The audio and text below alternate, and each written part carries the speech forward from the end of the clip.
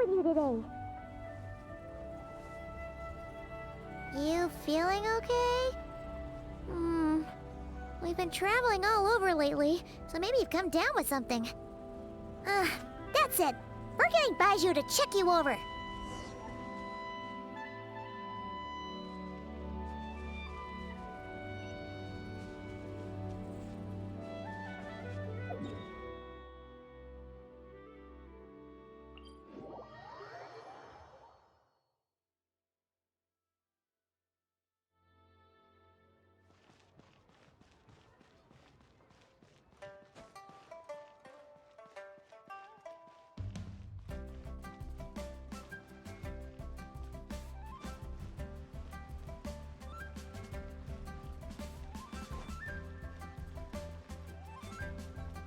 Oh, Baiju isn't in his shop. Oh, you're looking for Dr. Baiju. He's resting today, but he said to send any patients to the back room. Ah, okay. Thanks. We'll head on through.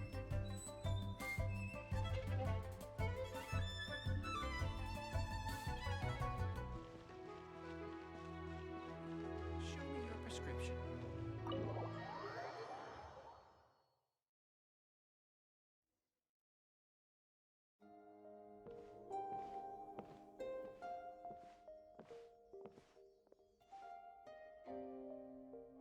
Traveler, Pаймон, welcome. What can I do for you? It's the Traveler. She looks absolutely beat these days. She has these huge, dark circles around her eyes, like she hasn't slept a wink. And she keeps spacing out. You have to call her name several times before she snaps out of it. What do you think it is? Is she sick?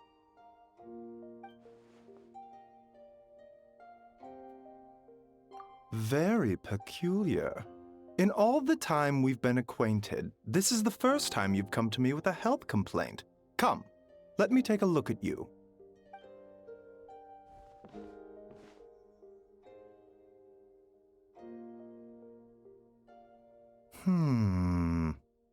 Okay, Paimon does not like that expression, Baiju.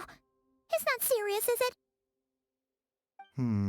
Complexion is good, eyes are clear, breathing is steady, pulse is strong. Physically, you appear to be in good condition, Traveler. In theory, your energy level should reflect that. You should be feeling right as rain.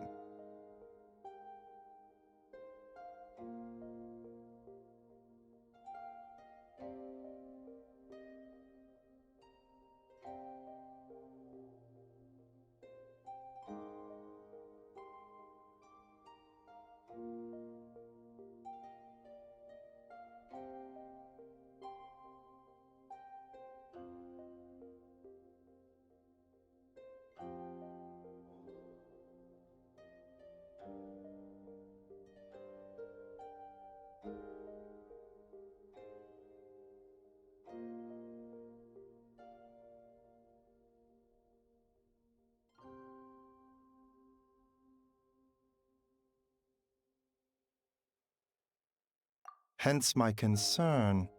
A clean bill of health is usually a good thing, but in this case, it likely means your situation is more complicated. Physical illnesses come with detectable symptoms that can be used to diagnose, medicate, and cure the condition. But afflictions of a non-physical nature, they fall outside a doctor's realm of expertise. Huh? What do you mean, non-physical nature? Curses, dark magic, it's hard to say. It could just as easily be a simple case of mental fatigue. Why don't you rest here for a bit? Whatever it is we're dealing with, clues to your condition are sure to reveal themselves in time. Once we know the root cause, we can administer the right treatment.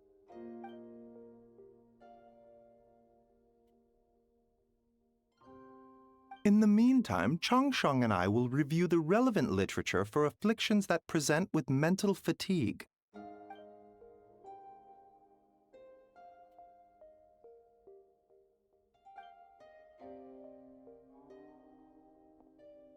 Oh, must be a rare condition if not even Baiju and Changsheng have seen it before. Well, All we can do is take their advice. You look like you're about to collapse anyway. Just get some rest. Paimon will be right here by your side. Fingers crossed you'll be all better when you wake up.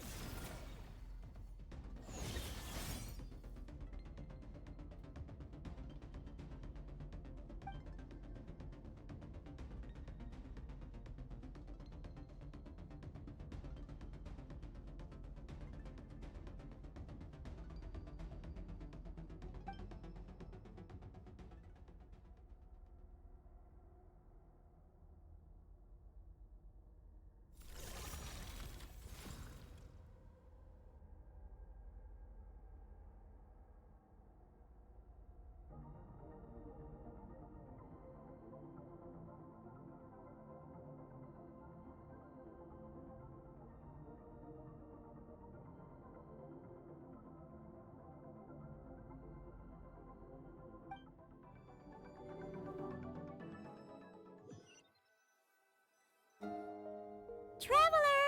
Traveler! Rise and shine! Time to wake up!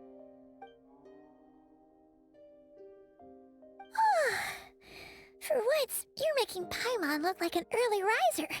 It's already afternoon. Hopefully all that sleep did you some good. Feeling any better?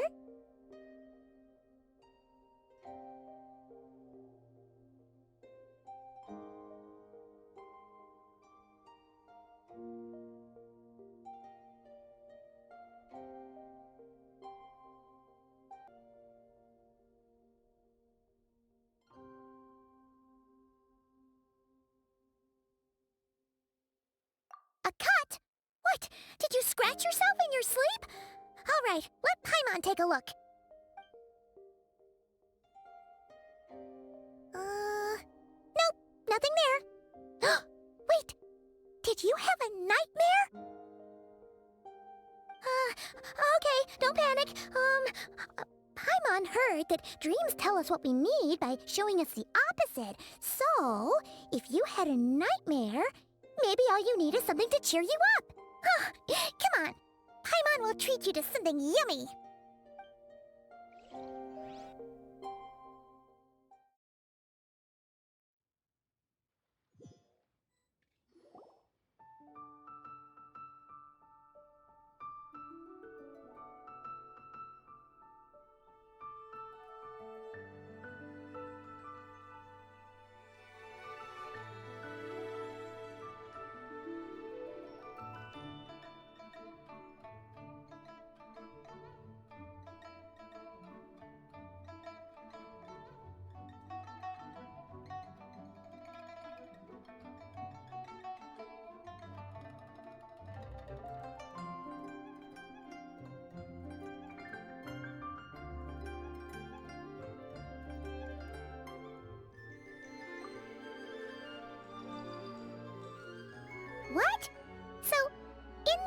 dream, you were trapped in a weird place with thick fog everywhere, and then a spike came out of nowhere and stabbed you in the back?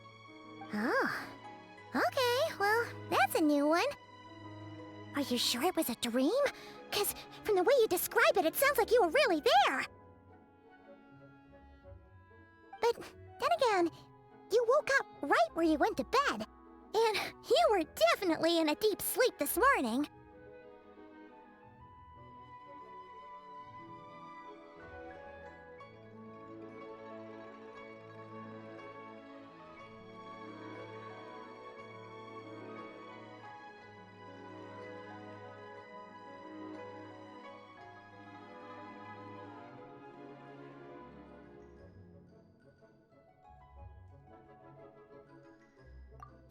It's decided. Paimon will stay up and watch over you tonight. If anyone tries to mess with you, Paimon will beat him up. Or, wake you up first and then we can beat him up together.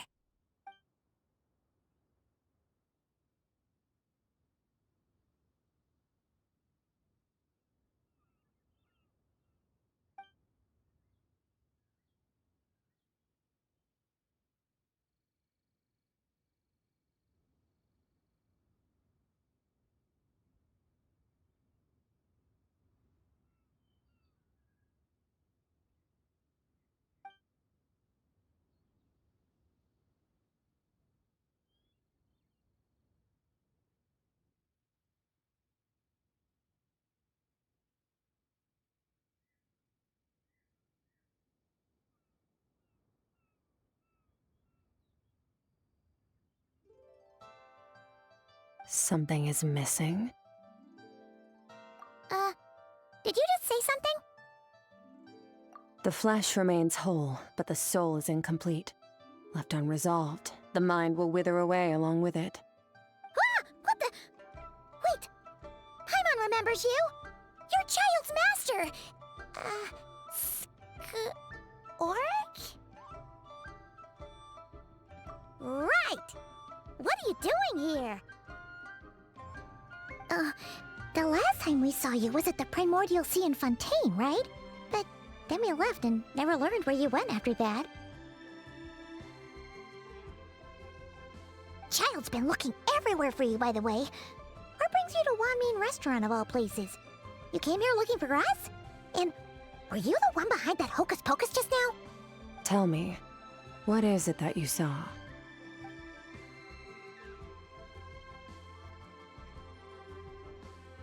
Tight-lipped, huh?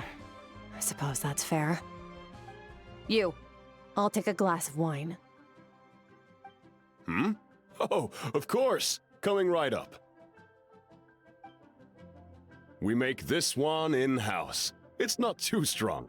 Enjoy. Chef Mao, I'll take a grilled tigerfish over here. Coming right up. Ah, if I knew we'd be this busy, I wouldn't have approved Shenhe's vacation. At the end of the day, what happens to you is of little consequence to me. I'm not here to try and win you over. Trust me or not, the choice is yours. If you want my help, now's the time to speak up. You have until I finish my drink. I was investigating an abyssal disturbance in the area and happened to notice you. Part of your soul is damaged, and the wound bears traces of abyssal corrosion. Need I say more? Neither of those things sound good.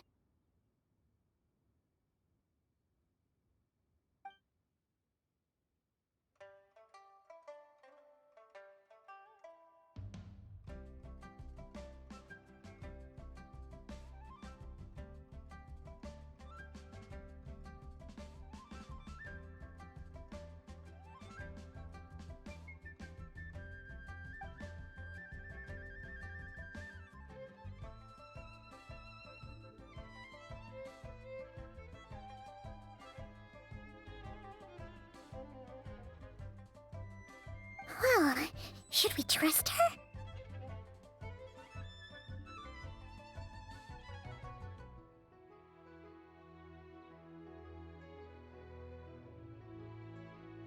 She mentioned an abyssal disturbance.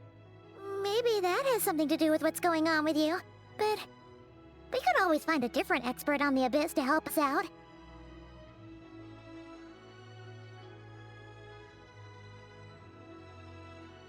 Yeah, and that thing she said about your soul being damaged is scaring, Paimon. Definitely something we should fix sooner rather than later. Skirk's an interesting one, that's for sure. But from what Child's told us, she doesn't seem evil, at least. 1, 2, 7, 10. That'll do. Well, have you made up your mind?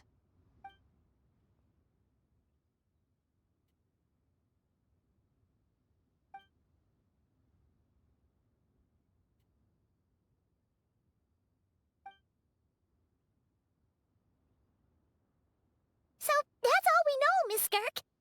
Ma'am, can you help us? So, you couldn't disperse the fog. I understand. Come find me in the Guili Plains when you're done here. Oh, and I left cash for the drink on the table. Settle the bill for me, will you? Oh, okay. Huh? She disappeared!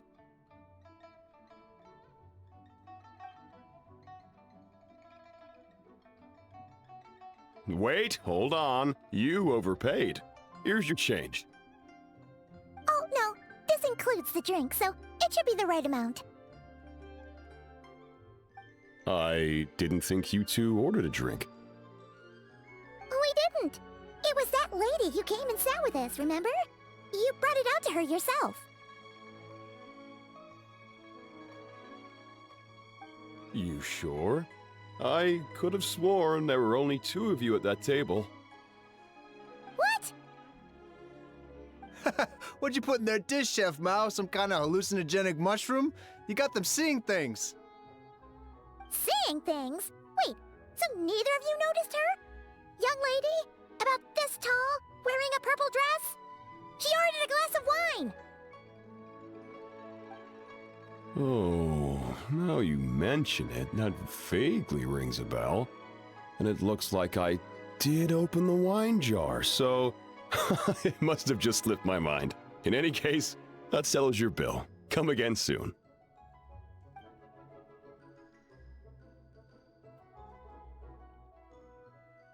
Coming!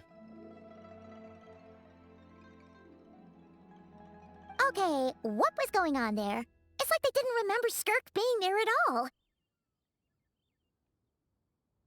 Even Paimon was half convinced we hallucinated the whole thing. But that Mora she left for us was definitely real. Oh, this whole situation is giving Paimon the creeps. But anyway, she told us to head to the Guili Plains, right? Let's not keep her waiting.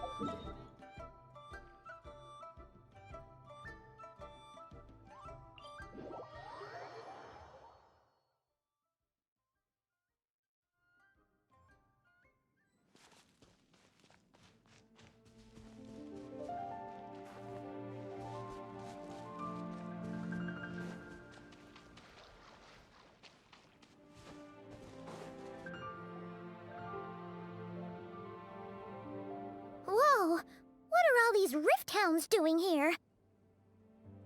Huh, looks like they're collecting something. Let's go check it out.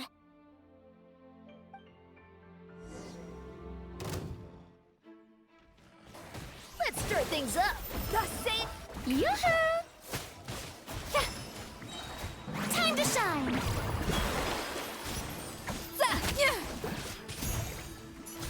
Yeah. A slip up. That's all. Ja. Ha.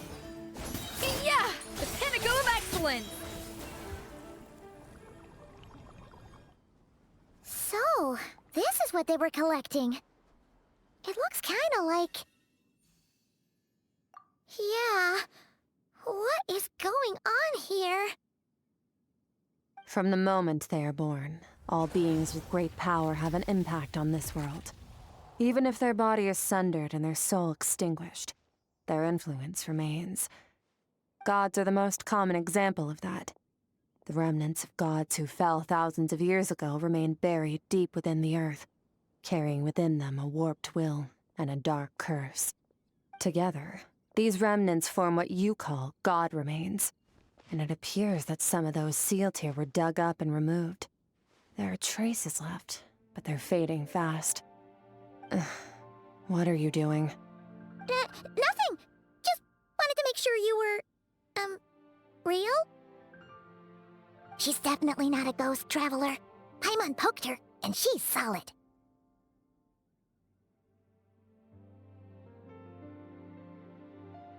Your life hangs in the balance, and that's what you're fixated on?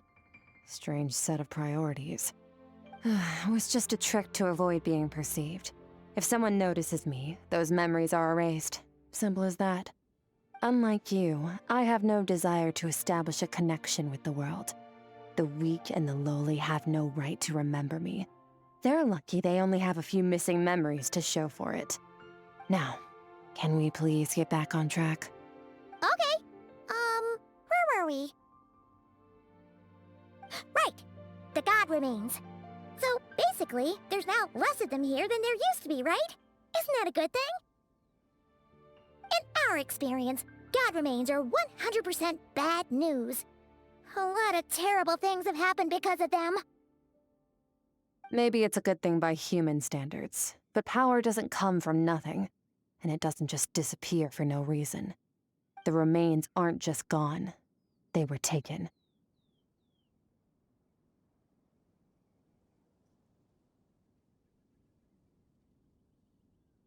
Very clever, Traveler. You aren't the only one who had something taken from you. There are victims like you everywhere. The only difference being, you can speak, and the remains cannot, so it went unnoticed. Something similar happened in Sumeru.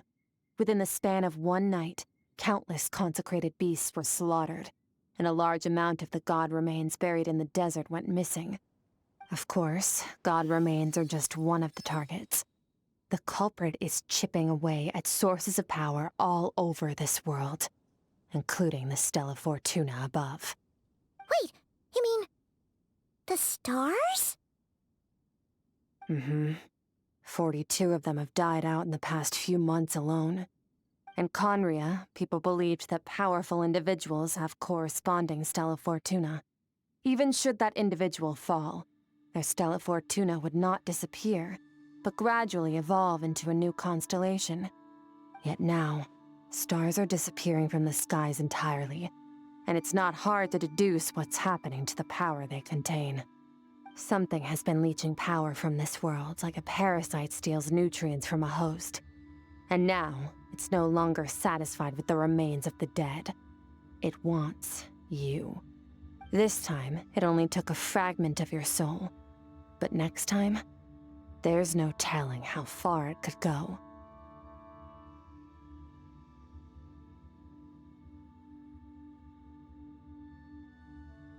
No one knows. All I know for certain is this. Getting back what you lost will not be easy. Considering how much power this entity has stolen, it must be a god-level being by now at least. But that's not the real concern. Souls are fragile things, and yours could easily be crushed if you go up against it. So you're gonna help us, right? We're going to help each other. You are my ticket to uncovering this thing's true identity. Well, great! You seem super strong, and you know a lot about the Abyss, so Paimon will take it.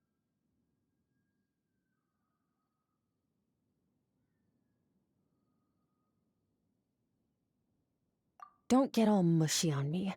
All I'm doing is helping you get back to normal after a sudden crisis. And I should warn you, getting mixed up with me can have unforeseen consequences. We're on very different journeys. You don't want to be in my debt, trust me. You help me uncover the truth behind this entity, and I'll help you recover what you lost. This is a transaction, that's all. You would do well to remember that. Now, come along. Yeesh! You'd think she'd be a little friendlier since she's agreed to help us. But nope, she's just like when we met her in the primordial sea. So cold. Well, whatever. If that's how it's gonna be, then she doesn't deserve our friendship. What she does deserve is a super embarrassing nickname. Ah! Paimon's got it. Frosty the Lavender Melon! Serves that ice queen right! Anyway, the important thing is that we get that piece of your soul back. So, let's follow her and see what sort of plan she's got.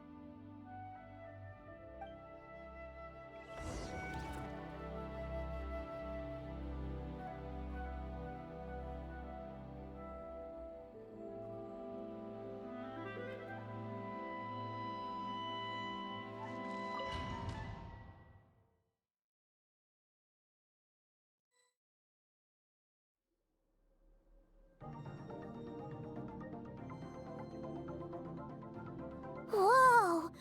This place is way bigger than Paimon expected. Where are we? This is where I live. I suppose it's the closest thing I have to a home here.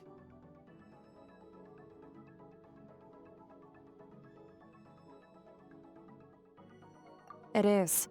I brought you here because time flows differently in this place. I don't know how much Ajax has told you, but when he fell into this space, I mentored him for 3 months. In that time, only 3 days passed in the outside world. Ajax? Oh, right! That's Child's real name! Yeah, Paimon remembers him mentioning something like that. So, a month here is equivalent to 1 day in the outside world? That should mean we're safe from that power-hungry soul snatcher for now, right? Yes, well, I didn't bring you here just to show you around. In the outside world, the Traveler could be attacked at any moment. But coming here has bought us quite a bit of time. Now, we just need to figure out how to investigate that place you saw. The one full of fog. Both your description and the abyssal disturbance I felt point to that space having some connection to the abyss. It could even be a domain similar to this one. The thief who stole that fragment of your soul is hiding there. But the abyss is a chaotic and turbulent place. If we want to pinpoint their location, we need to see what that space looks like without the fog. Abyssal power can grant a special form of sight. Have you ever wielded abyssal power before?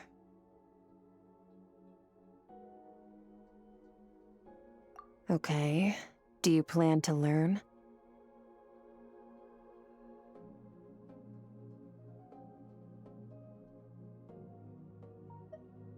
That tracks. All the information you have suggests the abyss is something sinister, and that abyssal power is a wild and dangerous force that always spells disaster. And you're saying that's not true? Depends on your perspective. Floods and hurricanes take countless lives too. But if one day you gain the power to control them, what was once a calamity is now just another tool in your arsenal. I'll respect your opinion, though. Just means we have to turn to the second best option.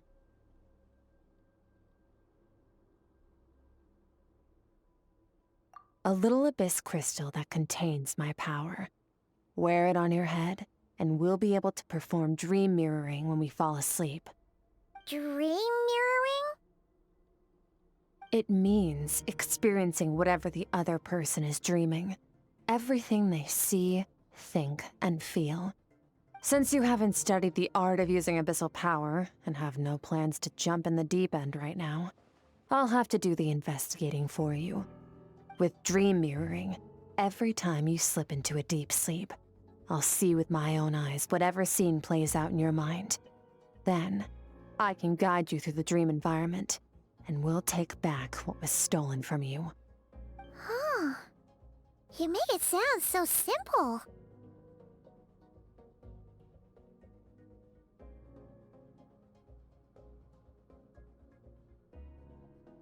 have to say, this is an unprecedented situation for both of us. Even assuming we do manage to find where this entity is hiding, like I said, getting your soul fragment back won't be easy. To play it safe, I need to give you some special training first. Wait, you're gonna teach her some of your martial arts? Does that mean the next time we see Child, we have to treat him like our senior? Do as you want. For my part, I don't see you as my disciples. You're already a pretty good fighter. All I'm planning to do is build on your current skills and train you for the specific scenarios that I think we might face. But that's enough talk. If you're ready to do this, then come with me. Time might be more lenient here, but that's no excuse to waste it. Oh, she moves fast. Paimon can hardly keep up with her. So, special training, huh? Kind of a rare opportunity. With your skills, there's not a lot of people qualified to train you. The last time something like this happened was probably anti-Raiden Shogun training, right? Oh, feels like a lifetime ago. Skirk seems pretty strong too, though. Remember how she said that the all-devouring narwhal was just her master's pet? Maybe we really will learn something here.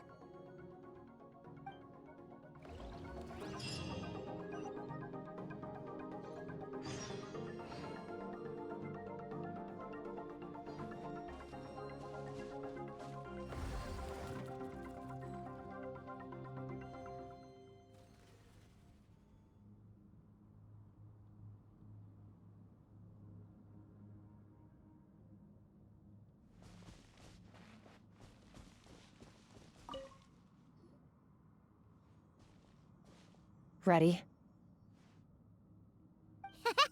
Bring it on!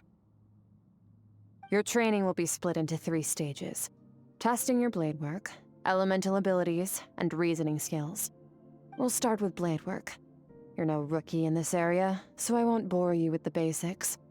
During your long journey, you've no doubt sparred with a lot of talented sword fighters. Consciously or not, you'll have picked up all kinds of techniques from them. You bet!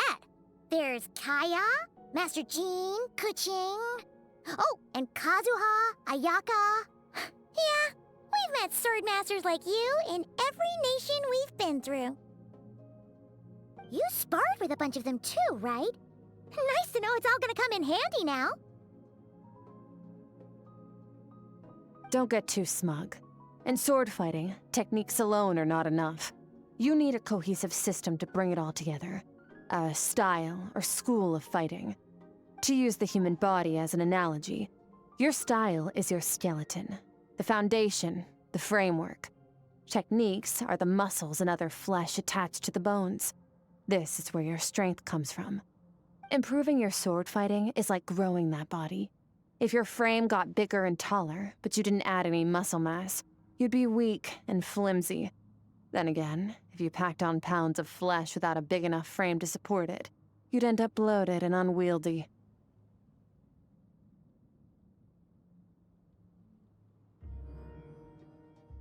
You need to do some introspection. Take a good, hard look at your past experiences and figure out which parts of what you've learned are just techniques, and which parts can be used to form your own system of blade work. Only then will you get the full utility out of all your thoughts and observations along the way. Only then will every strike you deliver make perfect sense. Wait, is that it? Paimon thought you were gonna teach her some cool new moves. Like when you went swoosh and opened a tunnel to another place. One day, you'll reach a new level of power where you realize that even that's as basic a trick as any other. But right now, our sword styles are so wildly different that teaching you mere techniques is pointless. There are no shortcuts in the pursuit of power. Failure is your best teacher, and rigor is your coursework. That's all I have to say. Time to make a start. Train until you're satisfied with yourself. Now focus.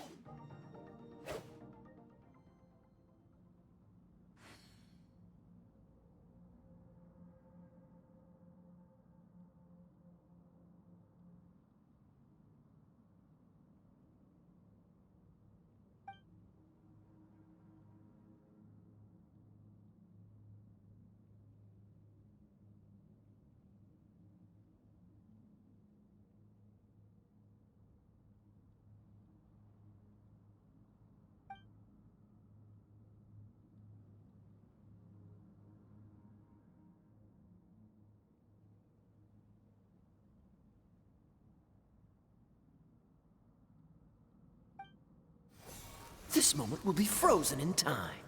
Cut to the chase. Consider a moment of true mastery that you've witnessed in another person and ask yourself, what lies beneath the surface? What's their guiding philosophy? What's their state of mind as they maneuver their weapon?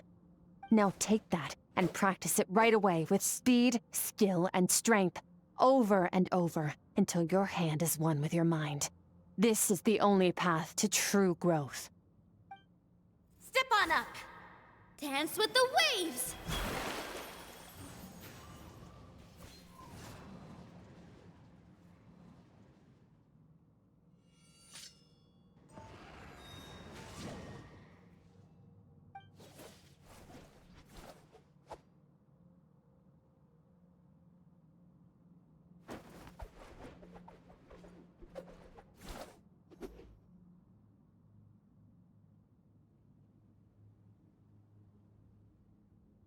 If you start to tire, empty your mind, but do not stop. Stay in that frame of mind as you keep up the fight. Get rid of all redundant movements. Imagine your sword is an extension of your own body. Wield it just as you wield your arms, hands, and fingers. 'Twas on a deserted, moonlit night that the hero approached the vile dragon's limpid lair. Rain Cutter! Feathers fleeting wet, the white heron treads water, a sight without flaw. Master of Inazuma Kamisato art Tachijutsu.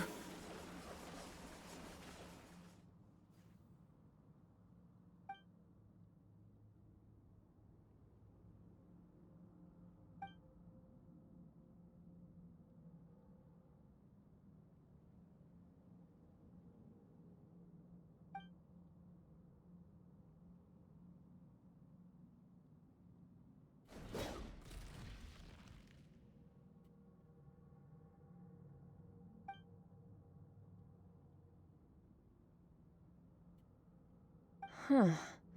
Looks like you've made some real progress. That concludes your training session. Awesome! Paimon knew you could do it! How do you feel?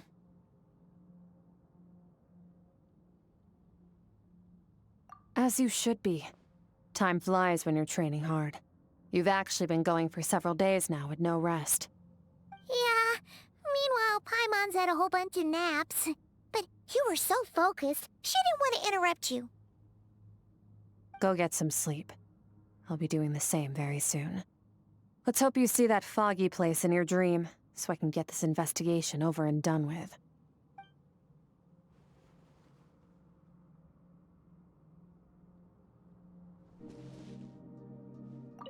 Sometimes, you have to practice a single movement 1 million, maybe 10 million times, before the breakthrough moment comes. Nothing in the outside world can help you in this process. The most important thing is to remain patient.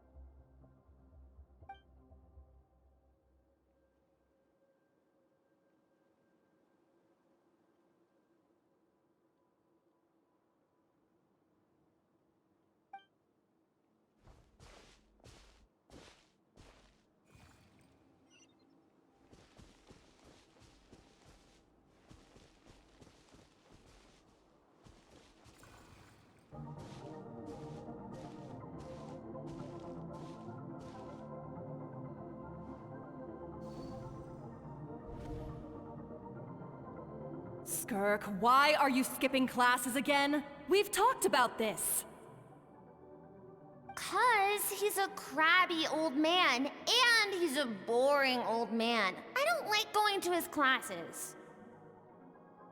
Excuse me. You shouldn't talk about your teacher like that. It's very disrespectful.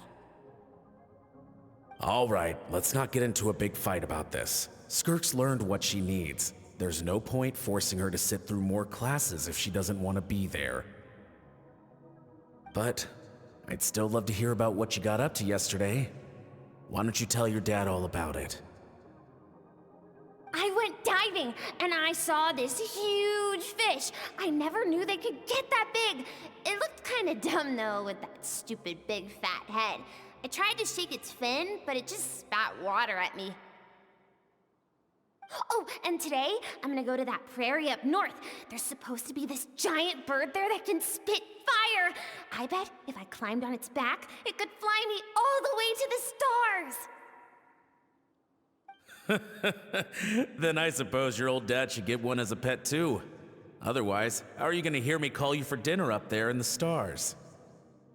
When it's time to eat, I'll come back on my own, Zilly. Anyway, gotta go. Bye, Mom. Bye, Dad. Wait! Put on a coat at least. You'll catch a cold. I'm talking to you, young lady. You spoil that child, you know. Ever since that merchant ship arrived, she practically lives outside. Always going on about exploring the beyond one day, whatever that means. Ah, let the kid do what makes her happy. Besides, we both know you're all bark and no bite. Come on, our little adventurer is gonna be hungry when she gets back. Let's get started on dinner.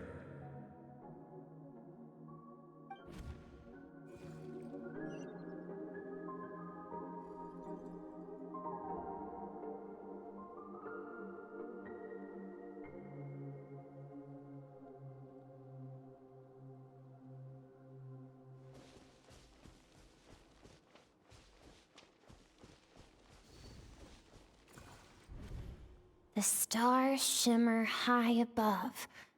But what lies beyond the stars? Mountains as far as the eye can see? An endless snowy plain? Or maybe buildings taller than the sky, like the people from the merchant ship said? I can't be the only one asking these questions. The universe is fascinating. If only I could meet some other people like me. We could set sail together and explore every corner of the world. I'm sick of being a kid. There's so many amazing things out there, and I'm ready to see them all. But for now, I'm starving. Better get back.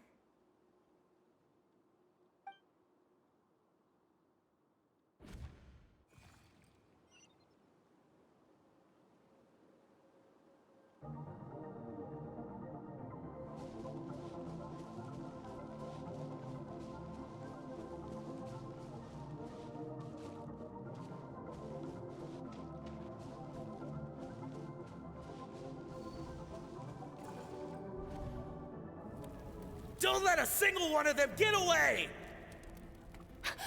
No, please, spare the children! Stay back! They're coming! Run! Help! Eliminate the threat. Take them down! Don't be scared. Ah! This way! We'll never make it! Fire. There's fire everywhere. What happened? I told you we shouldn't have trusted these outsiders!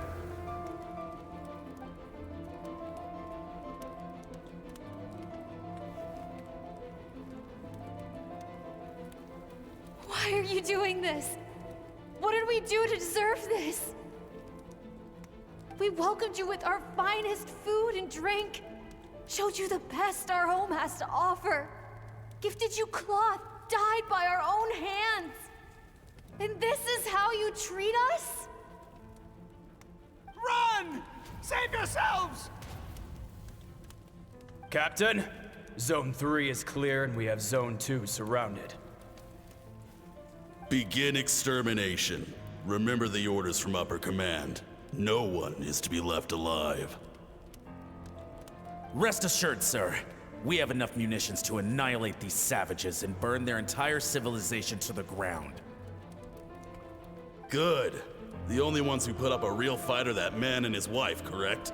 What's their status? We shot the man in the ankles and the wife broke her wrist attempting to fight back. They won't be doing much more fighting. They're holed up in their home for now, but they won't last long. To prevent them from making some kind of last stand, we're planning to clear out the other zones first so we can send a bigger squadron to surround them.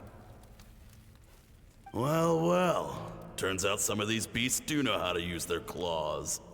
Now the threat these savages pose will be undeniable. Let them cling to what's left of their lives for a little longer. Once the other zones are cleared, I'll cut off their heads myself.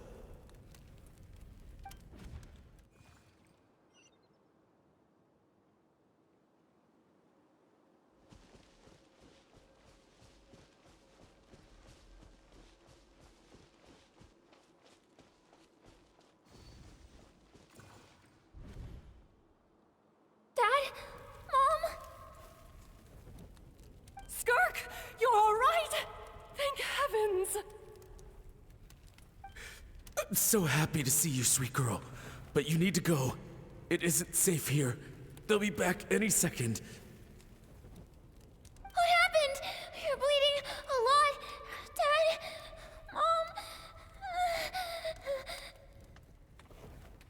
Mom? This is the place. Alert all units. Prepare to surround. Run, Skirk! Run as far away as you can! Don't trust anyone! Your dad and I, we're not afraid to stare death in the face, but we need you to survive. My clever girl, so curious. You're already so brave. I know you're going to grow up to be such a positive light in this world. Whenever you miss us, just play this song. Remember, life is a gift. Don't let darkness claim it. Break down the door! Look what we have here. A savage that can pluck a tune. Well, the show's over.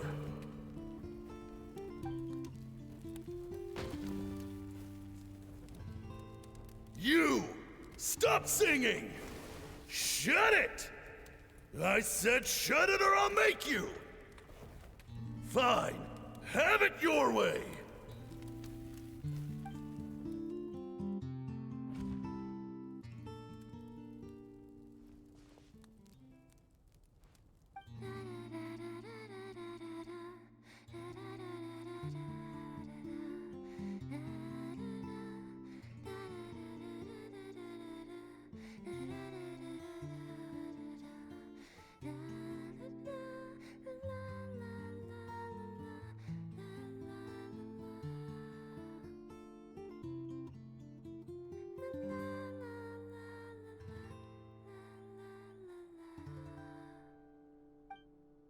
Oh, you're awake.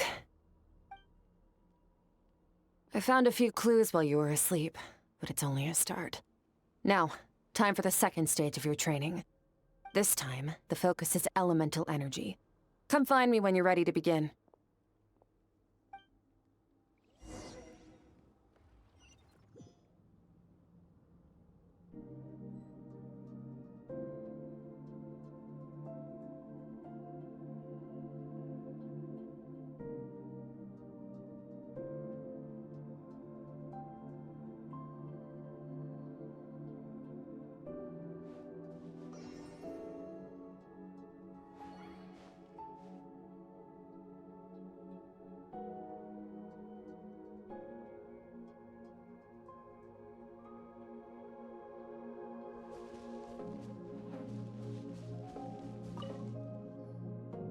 Man, staying in the abyss feels so surreal, don't you think? No day and no night. It's like time hardly exists. If we weren't careful to keep track, it feels like we'd have no idea how long we've even been here. Well, except for the fact that Paimon still gets hungry like clockwork. You go do your training. Paimon's gonna grab a bite.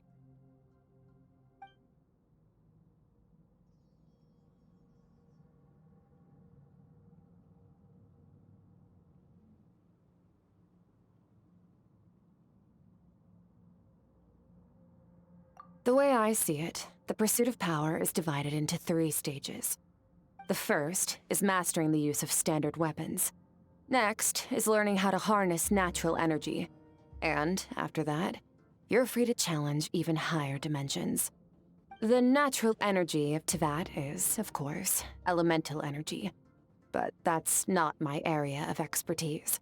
I draw from a different source of power.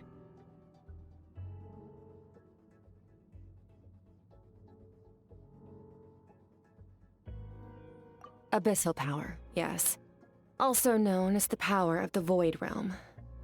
My master, Sertologi, is a true expert in that area. After all, he was one of the group of 5 that infamously stole the all-encompassing power of the Abyss, an act for which the people of Conria gave them the epithet, the 5 Sinners. The elemental energy of Teyvat, on the other hand, is derived from the power of the Light Realm. These 2 forms of energy exist in direct opposition to each other. Suffice to say, there's not much I can teach you this time.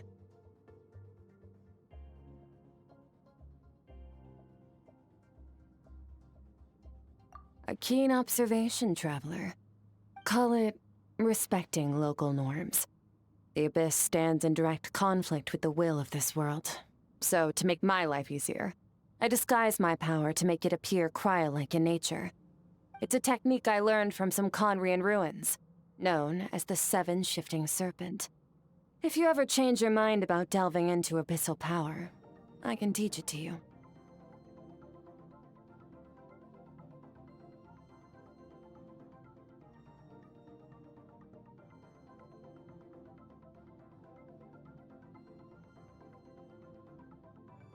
So I've heard. You seem to have a knack for removing abyssal power. But is purification really what's going on there? Like I said, power does not simply disappear.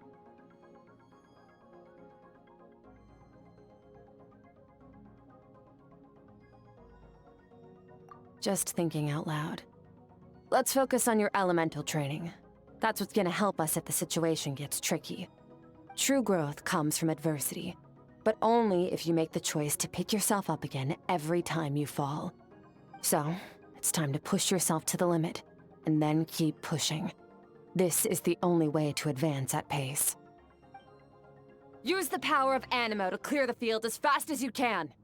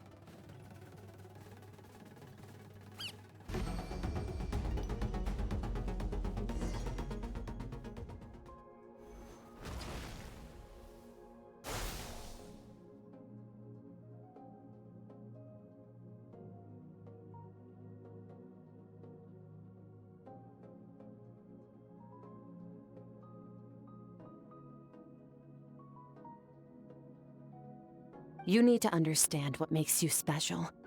The ability to wield elemental energy without a vision and switch between the elements at will. It means your aspirations need no approval from the gods. Your power is not bound by the rules of this world. So be bold. Do not be afraid to chart your own path.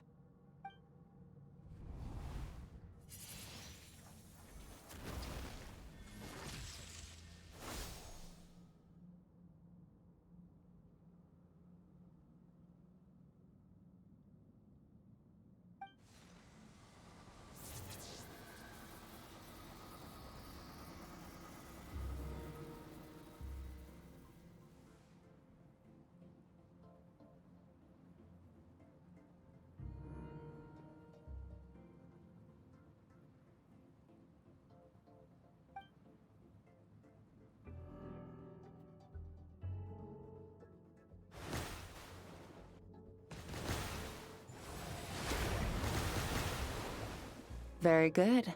It seems you've reached a deeper level of connection with the elements.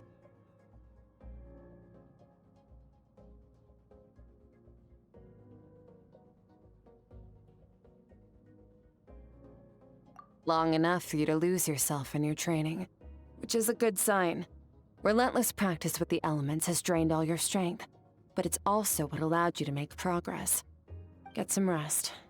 When you wake up, we'll proceed to the final stage of your training.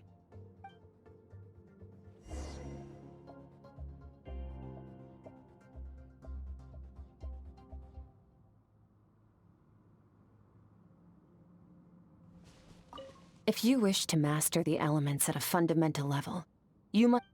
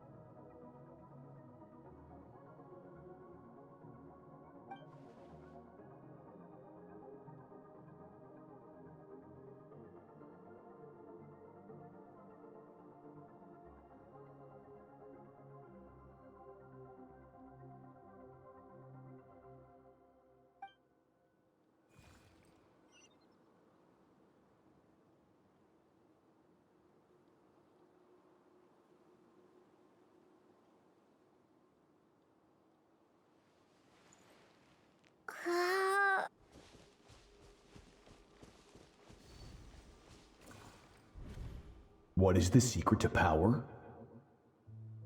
Longing, hatred, self-preservation. No, it is fear. The fear of losing those you love. The fear of watching your home burn. Fear of loneliness. Fear of death. Fear is the source of evolution. It forces humanity to adapt to their environment and overcome hardship. It is in the process of prevailing over our fears that we surpassed first ourselves and then the rest of the world. That fear is now part of you. It calls on you to evolve. And it is time to answer.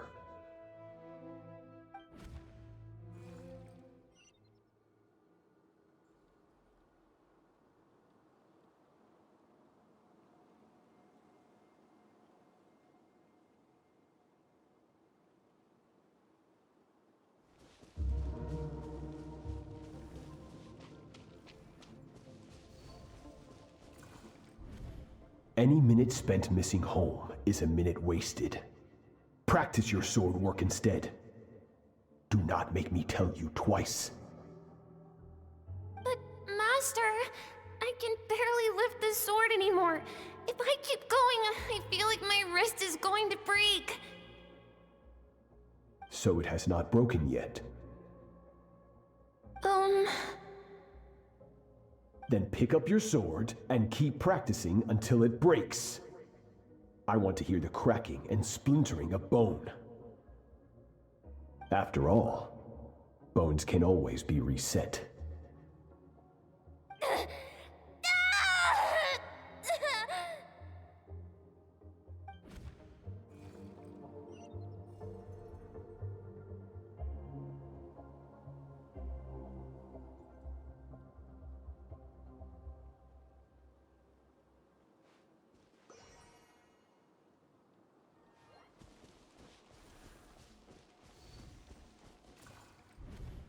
Good, Skirk. Once again, you survived. How do you feel? Cold. In pain. These are signs that you are adapting to the abyss. Each time the flesh is torn and the spirit crushed, each time you claw back from the brink of death, you become stronger. I now understand why these people sought to destroy your homeland. Your potential goes beyond even what I could have anticipated.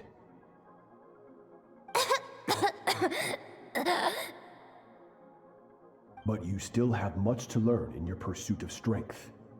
Your mind is rife with distractions. From now on, I shall show no mercy in your training.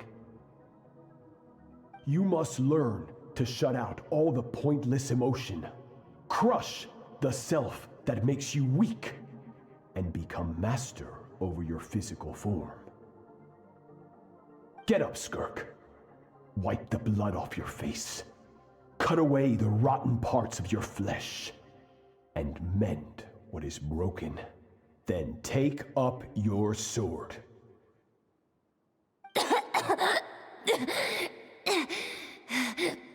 Yes, Master.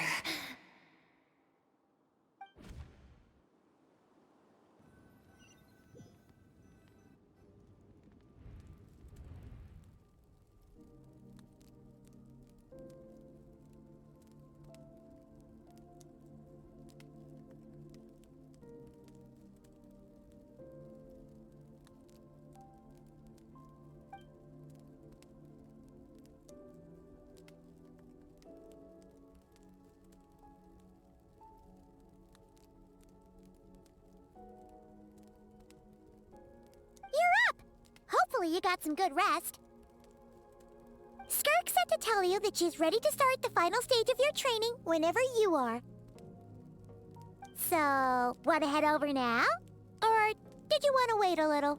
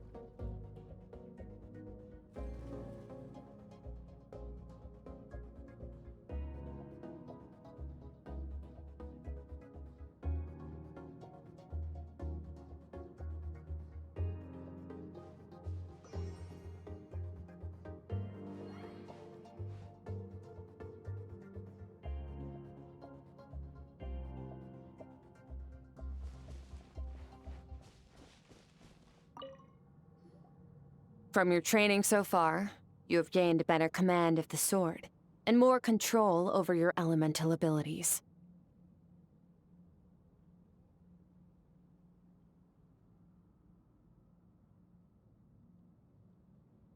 That's only part of it. Experience is the real teacher. Your journey, the friends you have made, the dangers you have faced. These have taught you more than I ever could. Now, it's time to focus on how you react under pressure. You must be able to think rationally, even in unpredictable combat situations. To simulate this, I'm going to attack, and you're going to block. Ready?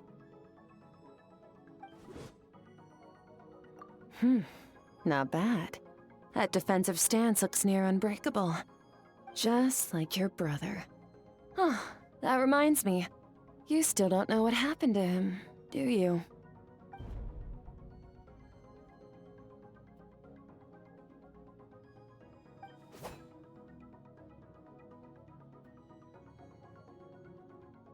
Hey, no fair! That's cheating! You think every opponent has the same moral code as you? You can denounce their deplorable methods all you want. But only if you live to tell the tale. The dead don't get to complain. Strong emotions will always arise in combat. Anxiety, anger, fear. But a true warrior is never at their whim. Only when you are free from the influence of emotion can you make the right choice, no matter the situation.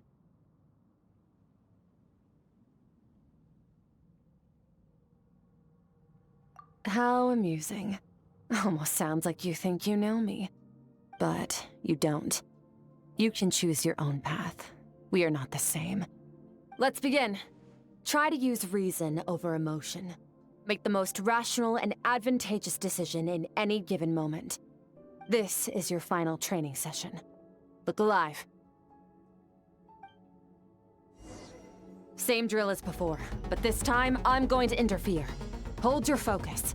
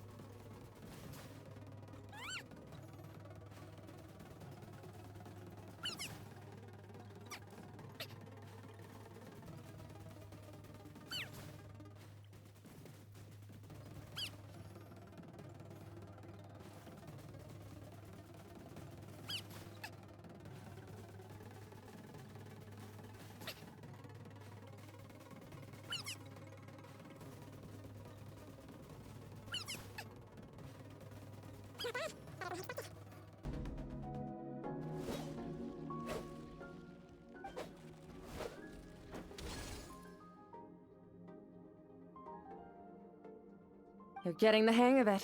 The first step to controlling your emotions is controlling your mind. You want to...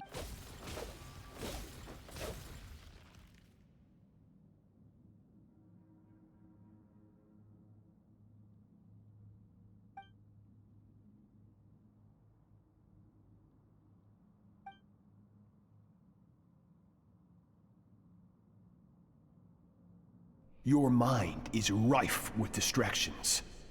From now on, I shall show no mercy in your training.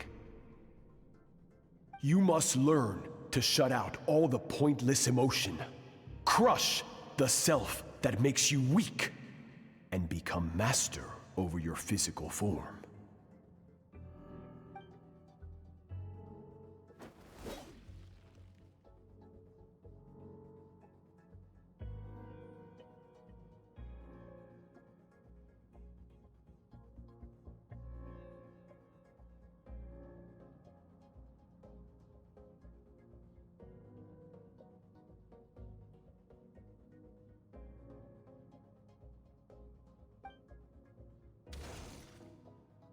Stop. Let's pause here. One look, and I can tell your mind has wandered. That's to be expected. There's a limit to how long a human being can concentrate on one thing. Staying calm and focused sounds simple in theory, but in practice, it's more demanding than sword work or elemental abilities.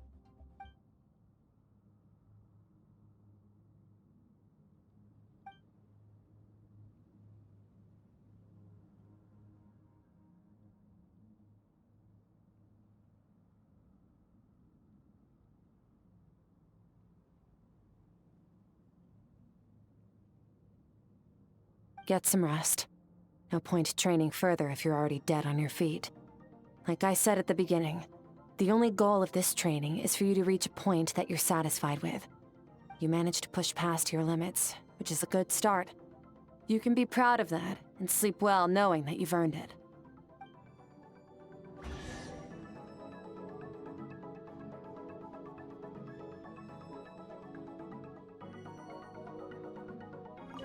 Warriors will train day and night to perfect their skills.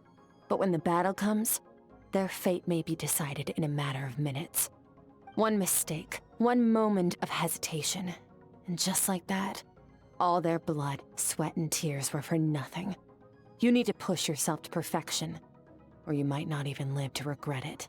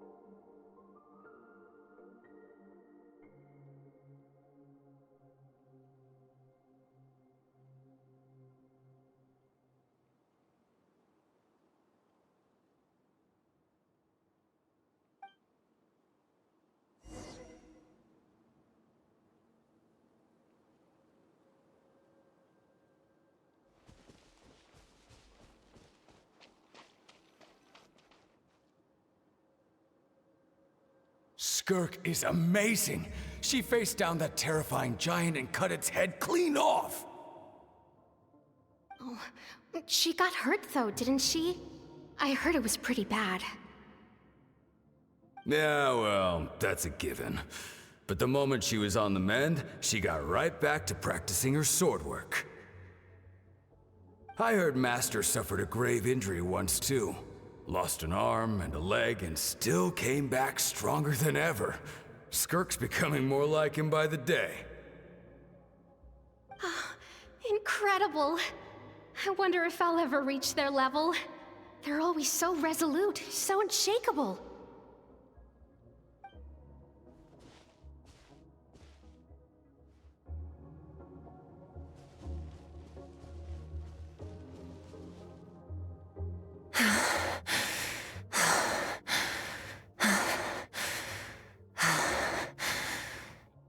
Pathetic. You're not even trying. You're so much weaker than you think.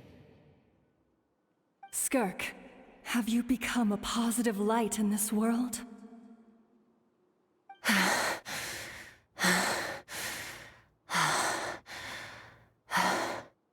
Do you even remember how many of us perished in that fire? How many bodies were left to rot on the scorched earth? Yet you alone live on. Keep your gaze fixed on your blade. You don't deserve to rest. I have so many questions. I just want to jump in a spaceship, explore the whole universe, and get answers from the stars. I just need to wait till I'm grown up. Then, I can do anything. Now, you must bid farewell to who you were in the past, and become someone stronger. Run! Skirk! Run! Only death awaits us here. Keep running, and don't ever look back.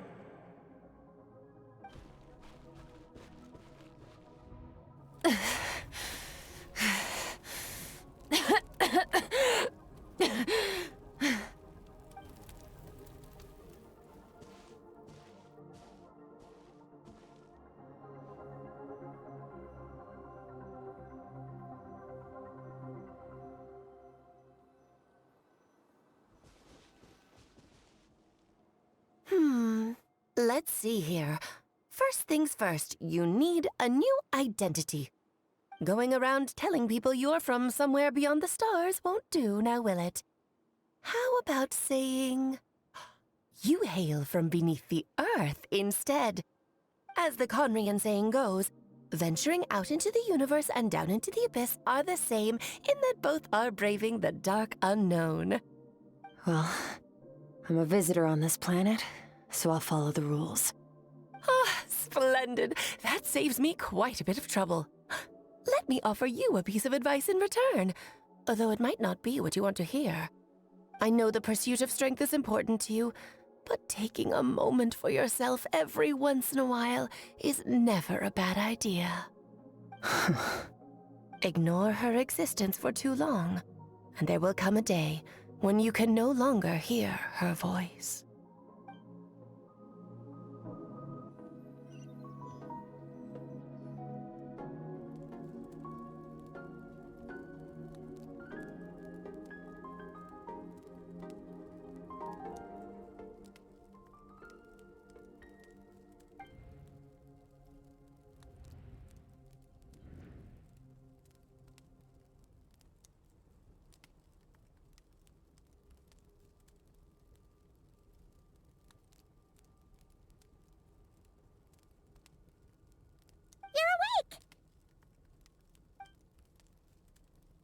You must be starving, right? Ta-da! A barbecue feast just for you!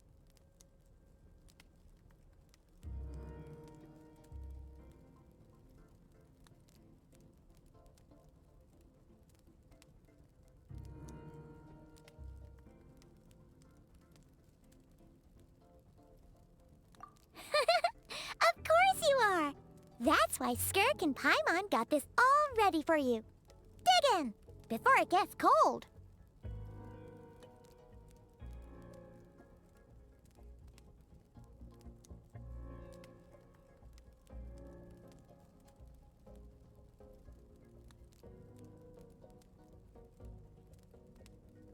Ah, well, if you're around someone long enough, it's bound to happen. Plus, Skirk can cook. So, Pаймон decided she can forgive the whole Ice Queen thing. Paimon's not one to hold a grudge. Here's an idea. Let's save the chit-chat until after the meal.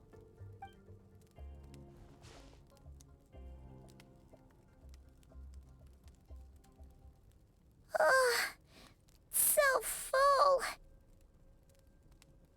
Okay, it's Paimon's turn to sleep now. Wake her up when it's time to go.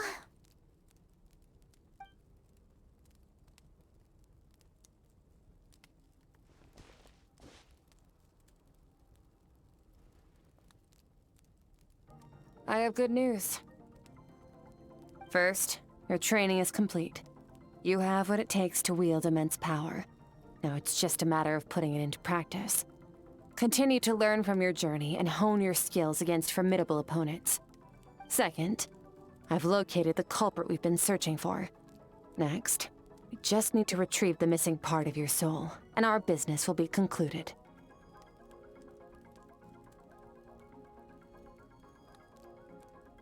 When Ajax trained with me, he once told me he was bursting with questions. So I allowed him to ask me 3 of them before he left. You and I may never meet again, Traveler. So if there's anything you want to ask me, now's your opportunity. Just like Ajax, I'll answer 3 of your questions.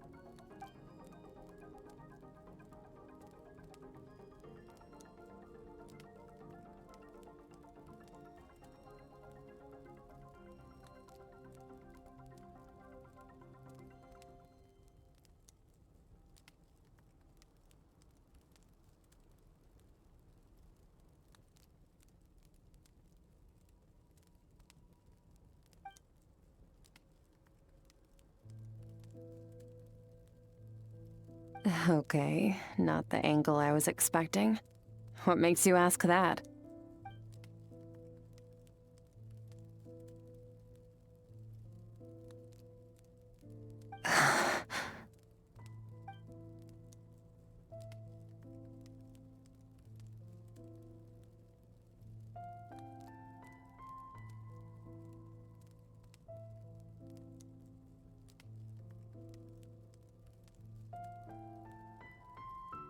I knew that was a possible side effect.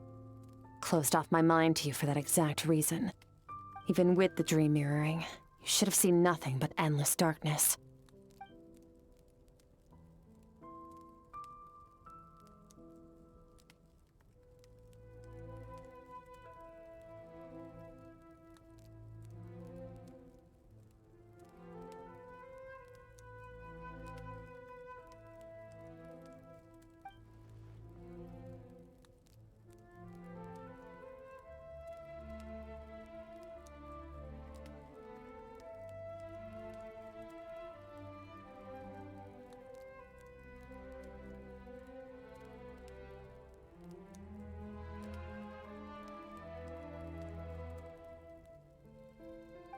Whatever.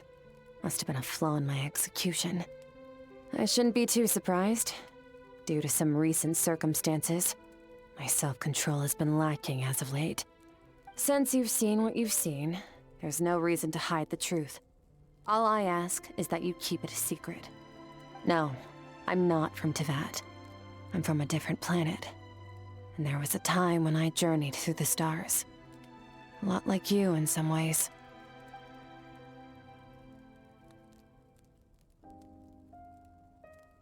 No, we're different in that respect. You're influencing the fate of this world. But me, I'm just passing through. Several hundred years ago, my master, Sertologi, opened the border between worlds and sent me here. But this is not my home. And one day, I'll return to the vast unknown of space. So, there you have it. On to your second question.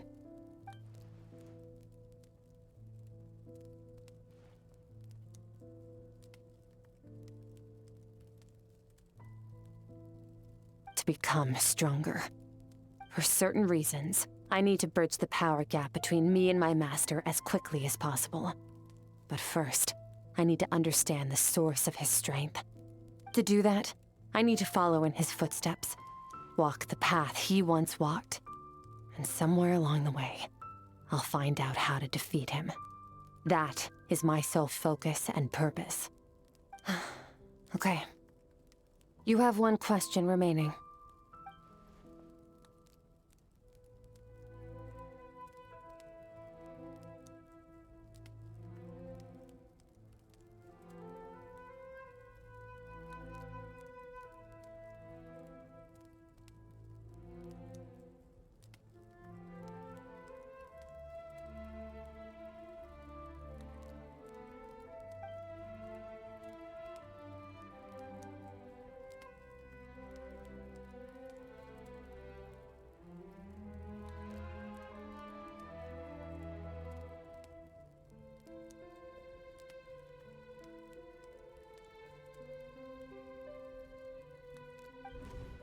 You make it sound so easy.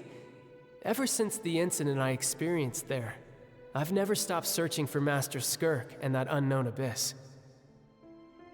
But it's been years now, and I've still found nothing.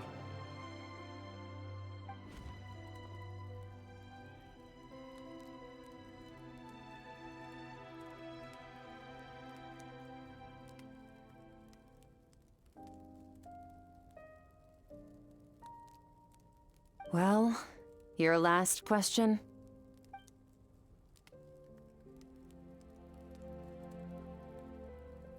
Ajax.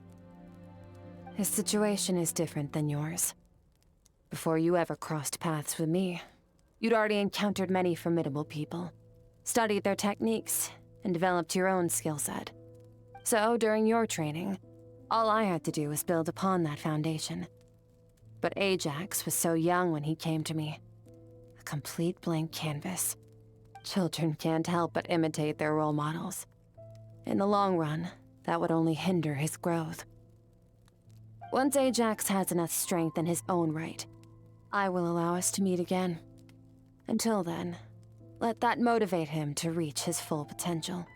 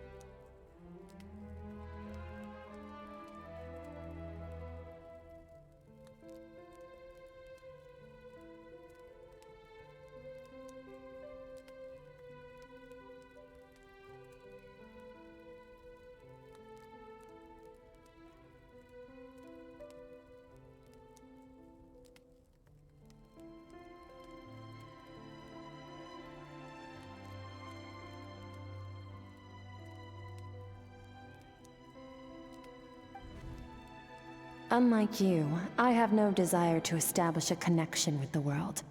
The weak and the lowly have no right to remember me. They're lucky they only have a few missing memories to show for it.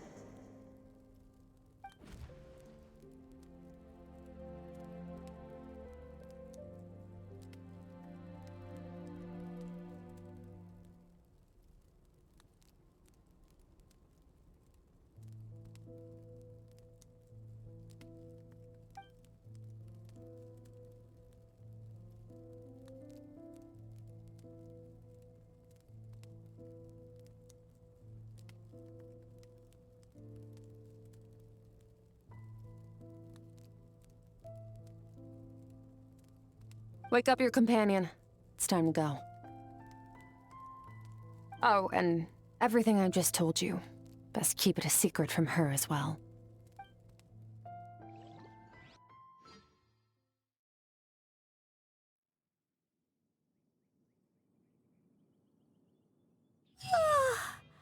Time to go.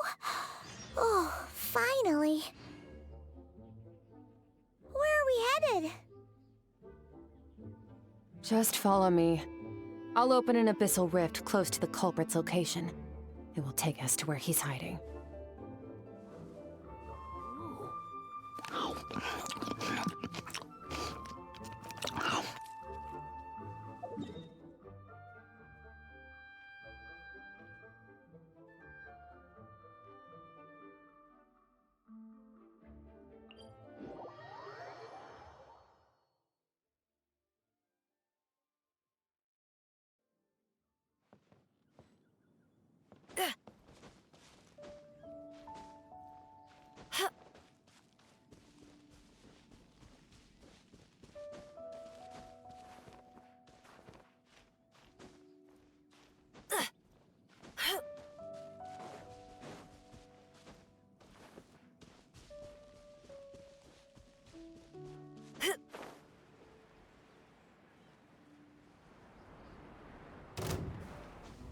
Sure beats taking the short way down.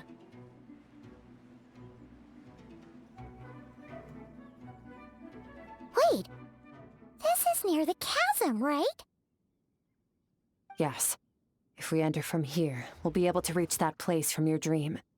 You have some experience with abyssal domains by now, but still, this is someone else's territory. Best to proceed with caution. Don't worry. Paimon's an expert at hiding behind other people for safety. Oh, but, that means you need to stay safe, Traveler. All right. Remember your training. Time to put it to use.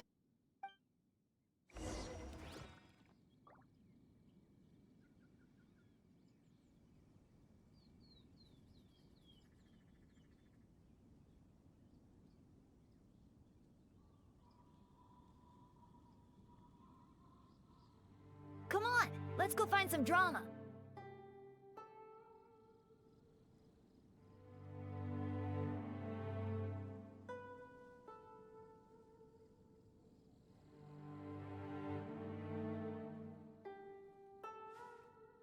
Huh? Ooh.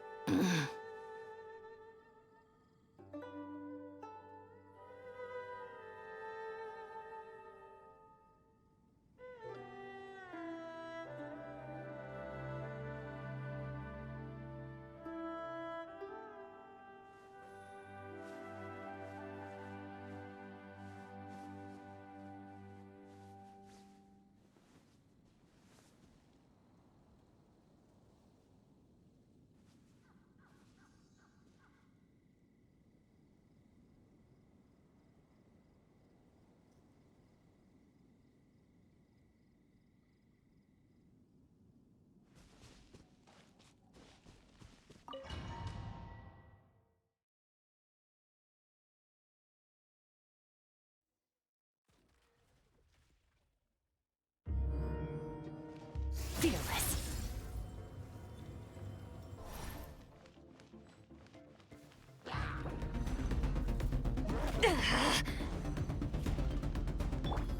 Ha! Bombs away! Another star goes out! Extinguished! Yeah. Ha! Yeah.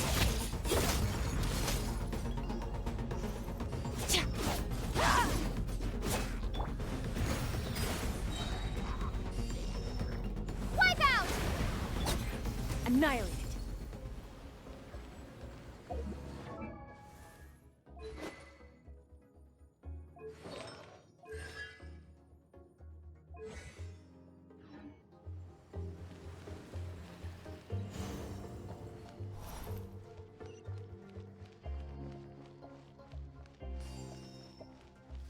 Whoa! Look at all these spikes! Careful! Don't get hit! You know what? Paimon's just gonna float behind you. Come on, you got this.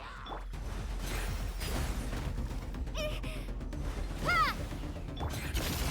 Into the void! Surge! Hey, what are you two doing here?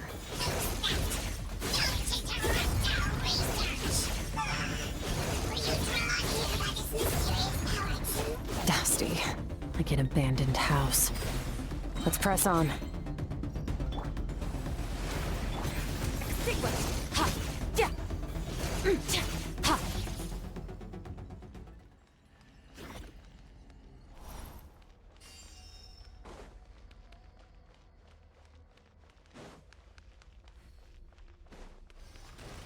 Fearless.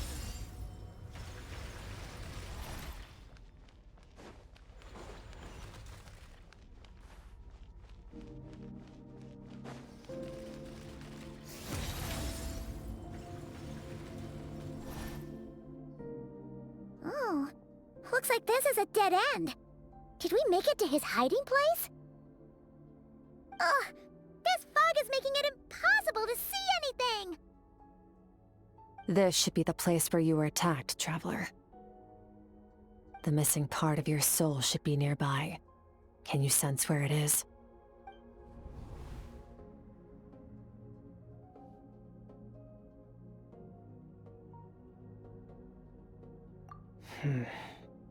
Our opponent must have covered his tracks just in case. Otherwise, you should have sensed it much more strongly. Hold on! Look! The spikes are back! stay calm. Let's hold back a little. Give our enemy some wiggle room so we can see what we're dealing with. If you're too reckless, we might be playing right into his hands. Our enemy took part of your soul for a reason. It's likely he integrated it into his attack somehow. If we're smart about this, we can track it down.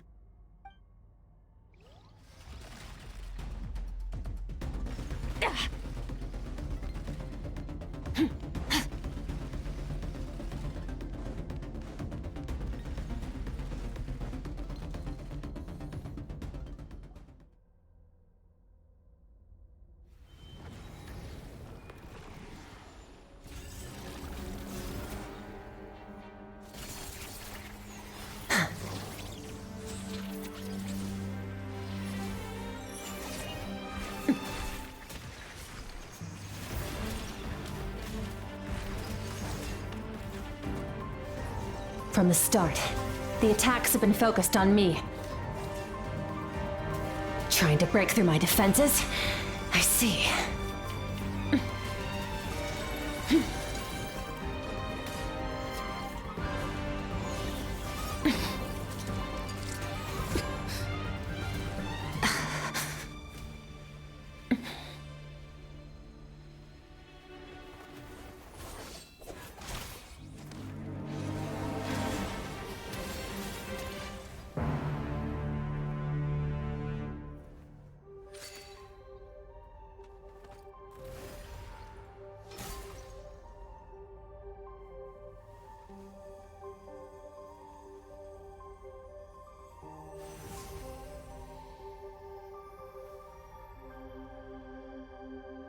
There.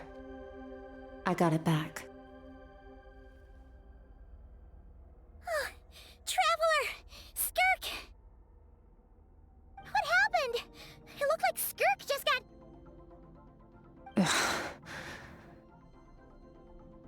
In the Guili Plains, you asked me why this enemy chose you as his target. Now, the answer is clear. It's not just the fact that your strength is impressive. It's also because of your ability to, as you put it, purify abyssal power. Whatever that actually means. The fact is, that ability allowed him to do something that should have been completely impossible. Namely, break through my defenses and steal my power. No, he couldn't have known I'd come to his domain. He only stole your soul fragment because he knew the value of its power. I doubt he expected it to come in handy so soon. Call it fate, if you want. I believe that's the term they use in this world for arbitrary coincidences like this. In any case, it works to our advantage. Once I realized what he was using that power for, it gave me the chance to get back what you lost. I'll cope. Well, done gorging? Good. Time to answer some questions. How did you get the power of the all-devouring narwhal? The all-devouring narwhal? Oh, of course! Paimon knew that spike thing looked familiar. It looks just like that narwhal's horn! I highly doubt you acquired that power through your own strength. Tell me I'm wrong. You're desperate enough to scour the land for god remains and whatever vestiges of power you can find. That alone proves you wouldn't be able to defeat a creature like that. Which leaves one possibility. You know my master, the Foul, Sertologi. The Foul? Who dares call him Foul? Sertologi. Sertologi! What's wrong? Bit off more power than you can chew? You're struggling to hold a basic conversation. Just a little longer. I'm still...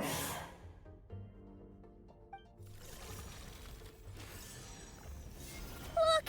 It's back! Those obsessed with power will let it devour them before abandoning their pursuit. Keep calm and use reason to decide the best course of action.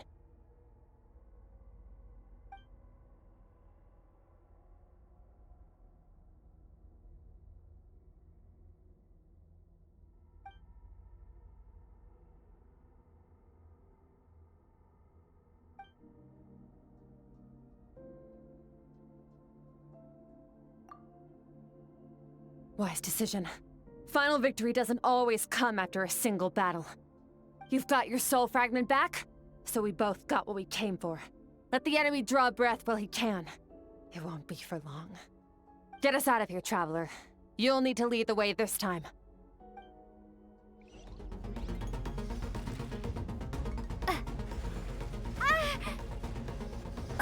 Skirk, is your shoulder gonna be okay? The wound is minor. It'll heal in no time. You should focus on getting out of here alive instead.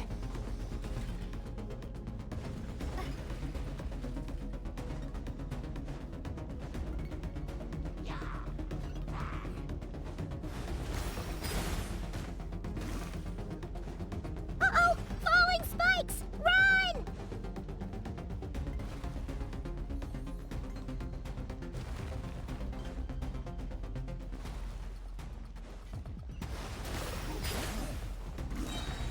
Wipe out!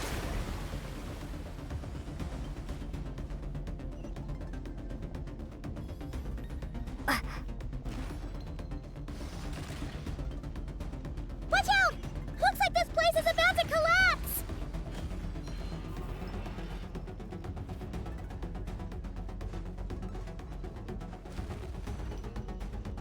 So, this guy's power has something to do with the all-devouring narwhal. Did you know that all along, Skirk? I had my suspicions. That's why I decided to investigate in the first place. But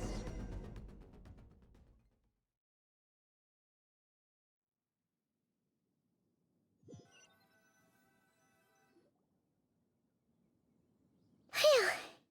Oh, we should be safe here, right? I no longer sense his presence. Can't have followed us out of that abyssal domain. Weaklings like him will find that my power is not so easily controlled. He won't be leaving that place until he's managed to digest it. You seem surprised. I suppose that's fair. You've seen but a fraction of what that whale is capable of. That gaping maw could swallow a planet whole. It's called the all-devouring narwhal for a reason. Devouring is what it does best. It can extract power from anything, dead or alive, as long as it manages to make physical contact. Yeah. When we had our run-in with that thing, Neverlet mentioned that it has an instinct to devour. Your dragon friend recognized the nature of its abilities and used the power of Hydro to protect you. That worked because it was in a satiated state, so it was somewhat less aggressive than usual. It's a different story when it has no more power to feed off of. That's when its true voracious nature kicks in. It could devour everything on the planet in that state, which is why I cast it into that void space. But I hadn't counted on there being anyone left on this planet capable of wielding its power. To me, that says he must have encountered the whale a long time ago. Meaning, he must have known my master. Exactly. It told me everything I needed to know. Hence why I said we both got what we came for. And I believe that brings our transaction to an end. Now that you're whole again, you can get back to your own journey. I'll handle the rest of this situation myself. No way! We can't leave now! Something was stolen from you because of us! We have to help you get it back! This isn't my first taste of failure or losing power. When you fall, you get back up again and become stronger. That's how it is. But what if that monster finds you before you're all better? Plus, how are you gonna get home? It's not like you can just go swoosh and open a door to the abyss again. Not without your full strength. So, sticking with us for the time being doesn't sound so bad, does it?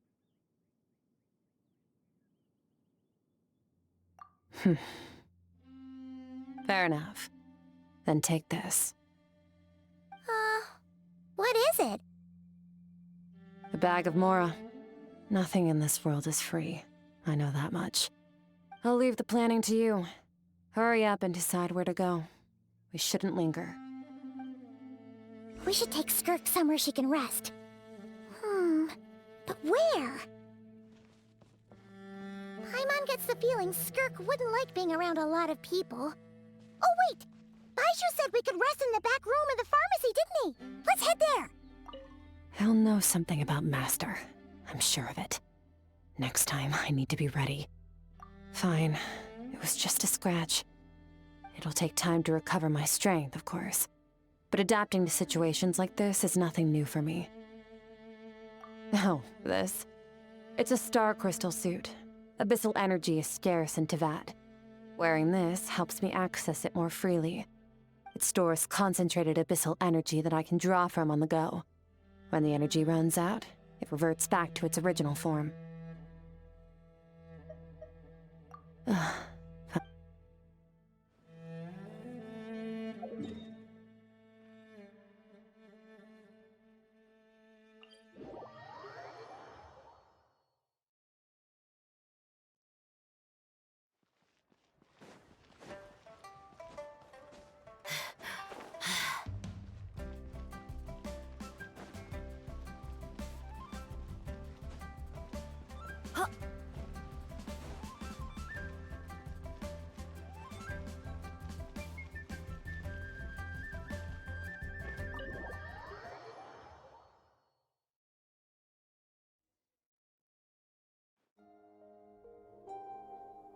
Huh. This bag from Skirk has a ton of Mora in it. Does she have a job or something? Wait, no. After what we saw at Wamin Restaurant, that seems impossible. Can you imagine? It would go something like... I'll be collecting my paycheck now, boss. Oh, sure thing. Wait, who are you? Have we met? Huh. Can't hold a job if you make everyone forget about you. So, what did she do to get all this Mora? Claimed some buried treasure, took care of a few monsters that were causing trouble. Nothing untoward. It's safe to use. Ah! You heard all that? A sonorous voice like yours is hard to miss. I wouldn't be surprised if the sound of it traveled to the nearest mountaintop. Then, did you by chance happen to hear Paimon's little, joke earlier? You mean when you called me Frosty the Lavender Melon?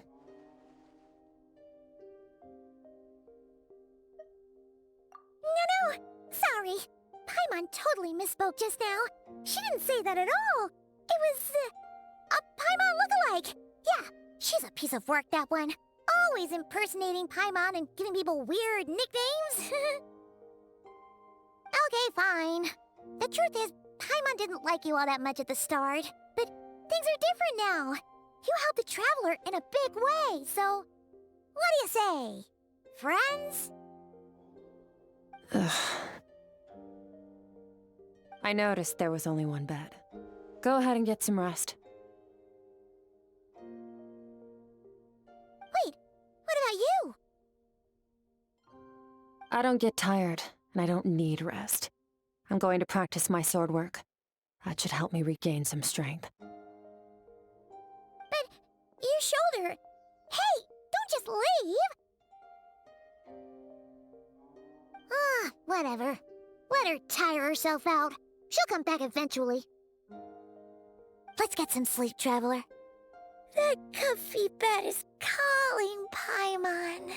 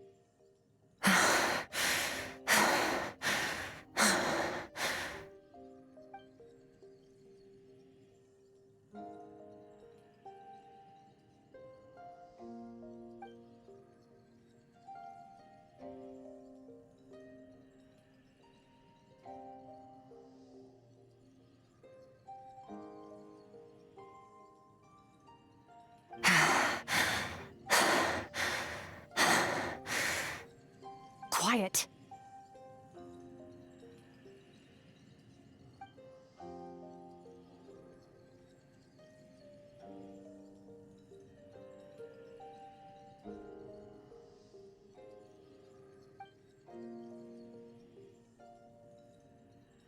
Do you even remember how many of us perished in that fire?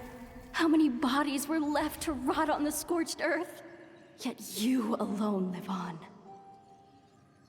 Keep your gaze fixed on your blade. You don't deserve to rest. Run, Skirk. Run! Only death awaits us here. Keep running, and don't ever look back.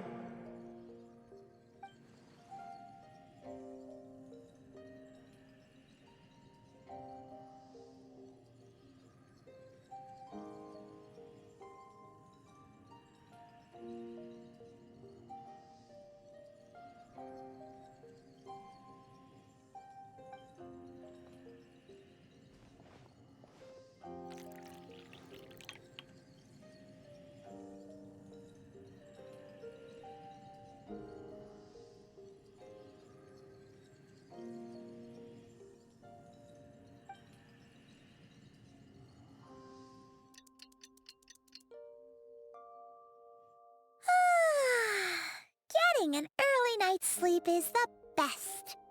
That bed was so comfy. Wait, Skirk? Have you been sitting out here the whole night? The bed's all yours if you want it.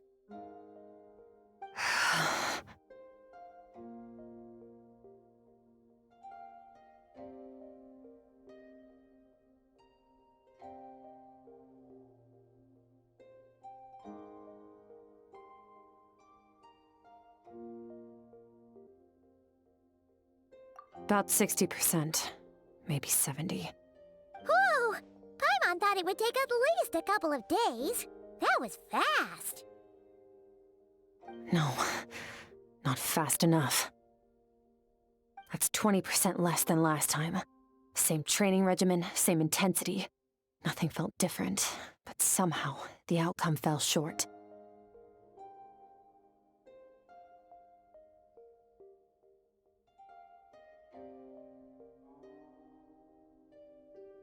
No, I think the problem's with me. I need to meditate for the next 2 days. Deep introspection should help me find the issue. Ooh, sounds intense. We'll watch over you in the meantime, then. Thanks. See you in 2 days.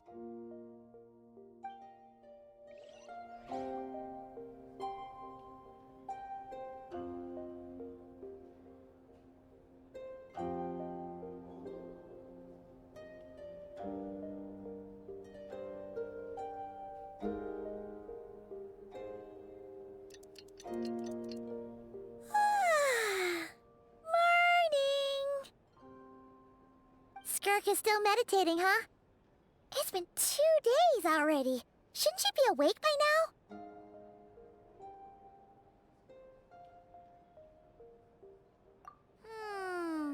Paimon can't think of anything we can do to help.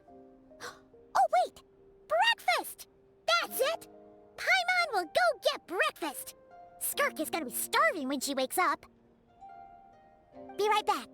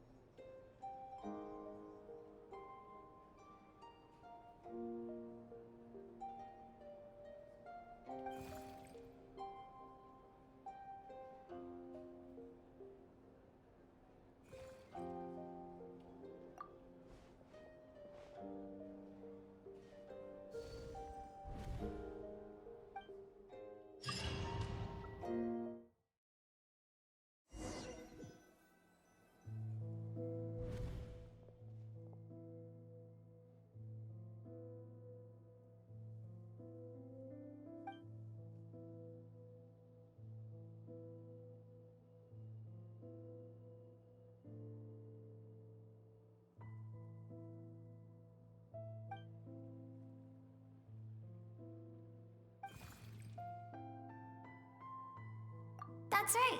This is Skirk's inner world. Think of it as the threshold between the soul and dreams.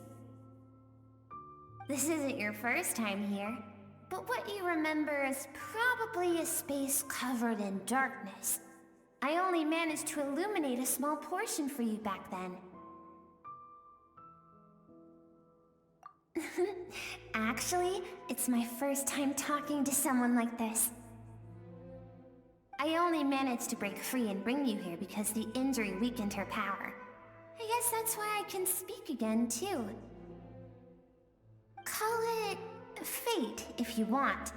I think that's the word they use in this world for lucky coincidences like this, right? Now, before I take you to her, I gotta ask. You're the first outside visitor to ever come here, so what's your impression of this place?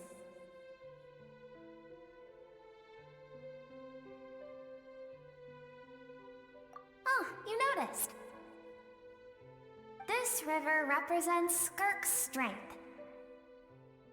Strength accumulates over time. It is the summation of a person's lived experience. So this river is where all the fragments of Skirk's life should converge into a single stream of memories and emotions, flowing forward as one. But as you can see, this river has been severed numerous times. It's because Skirk doesn't like who she was in the past. And all she sees reflected in the river is a disgraceful shadow of who she was. She cuts through water and rock with the sword of reason, severs her connection with the past, and begins anew.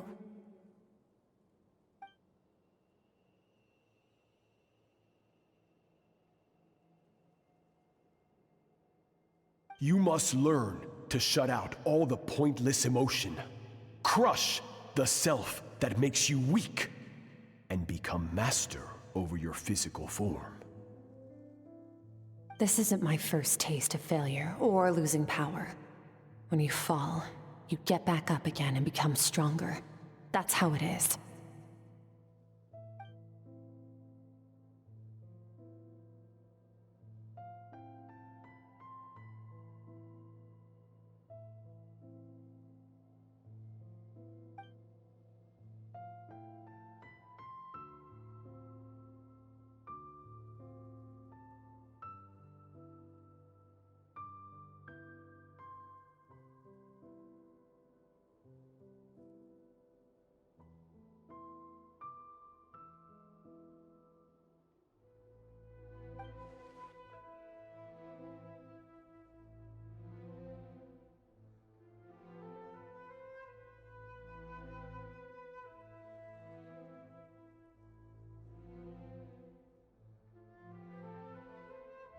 The answer to one mystery invites another question, I see. Let's follow the river upstream. There among the cliffs, among the memories etched into her heart, lies the truth of it all.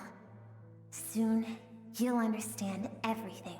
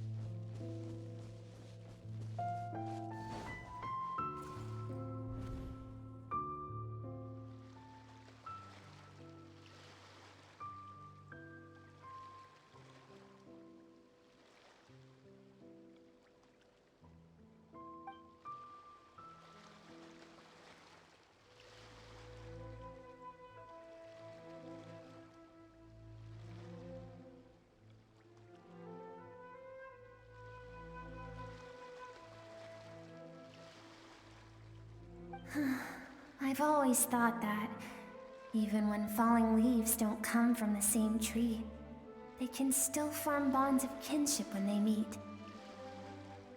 Like meteors, you both made a journey through the stars. Both travelers who have landed on a planet that is not your home. Yet, when she first noticed your presence. Although she hesitated for a moment, she still chose to walk away, indifferent as ever.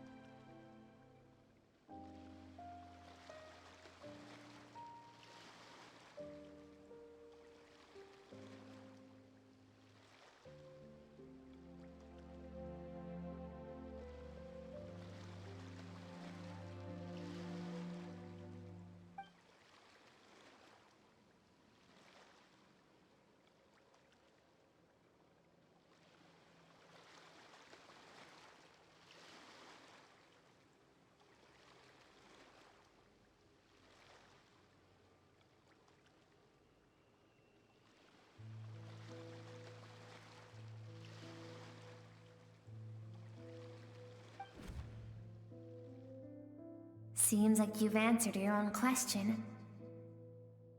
Skirk sees herself as a trespasser in this world.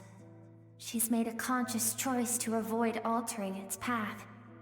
But the reason for that decision stems from events much earlier on in her life. Let's keep going. It's still a long way to the source of the river.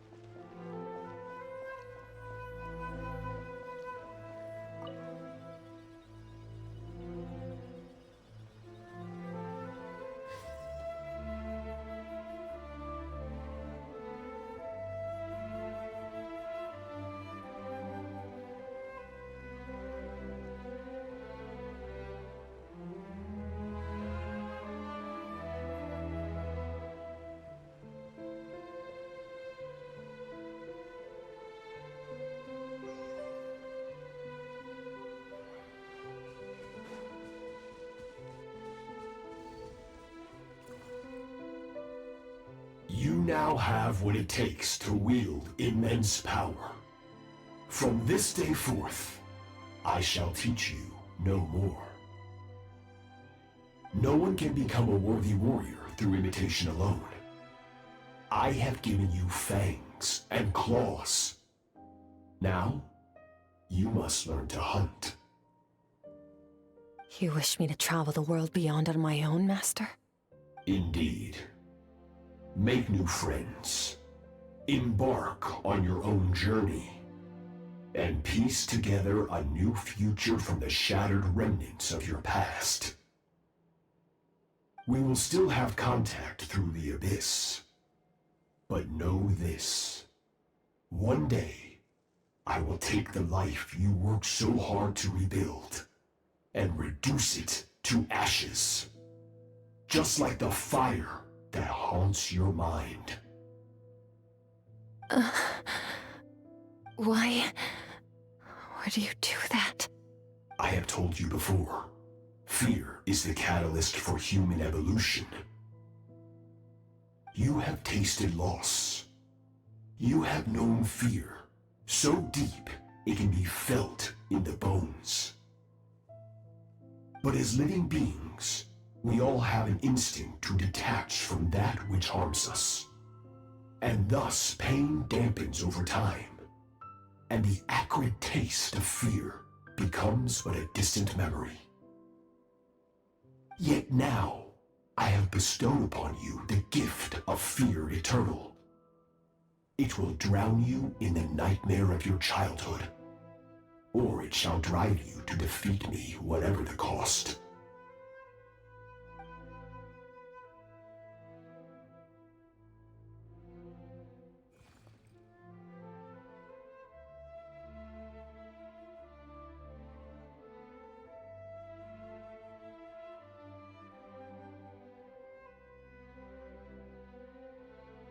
That is what Skirk's master, the foul Sertologi, looked like at one point in time.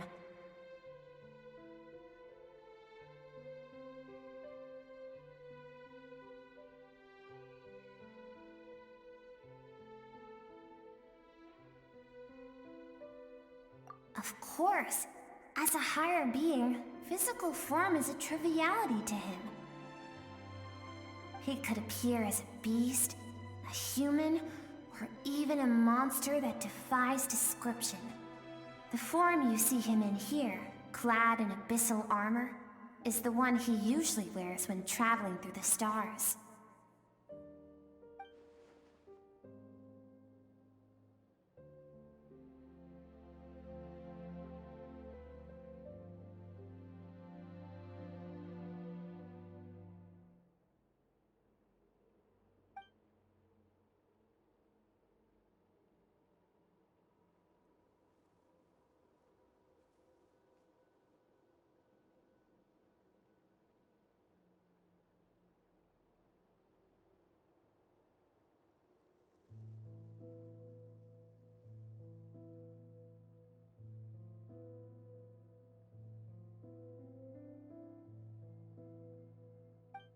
For certain reasons, I need to bridge the power gap between me and my master as quickly as possible. But first, I need to understand the source of his strength. To do that, I need to follow in his footsteps, walk the path he once walked, and somewhere along the way, I'll find out how to defeat him. That is my sole focus and purpose.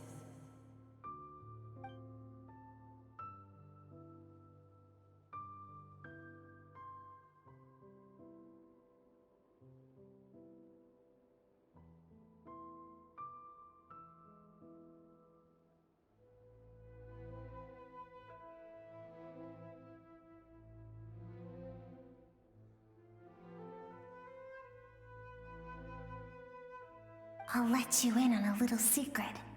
The real Sertologi is terrifying. The scope of his power is impossible to understand until you experience it firsthand. It is absolute, the power to crush all things. Shall we keep going? Let's see. We're about halfway there.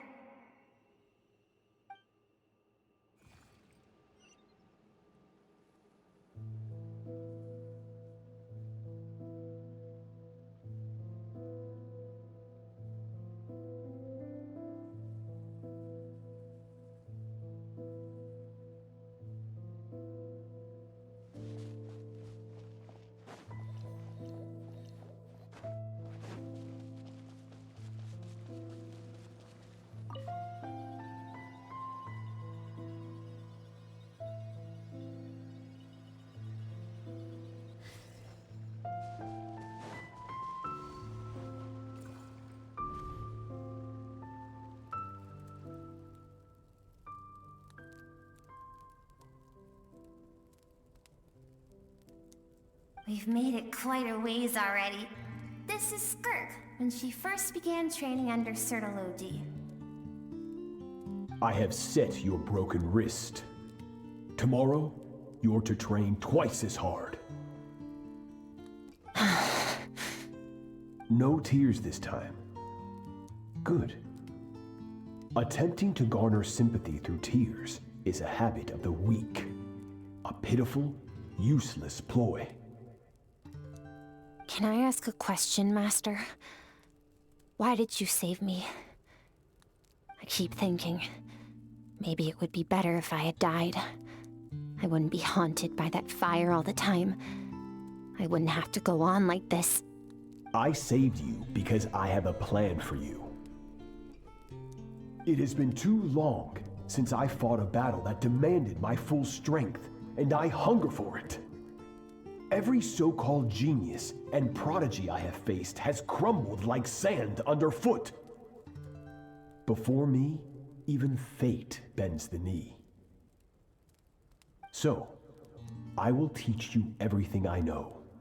Train you by whatever means necessary.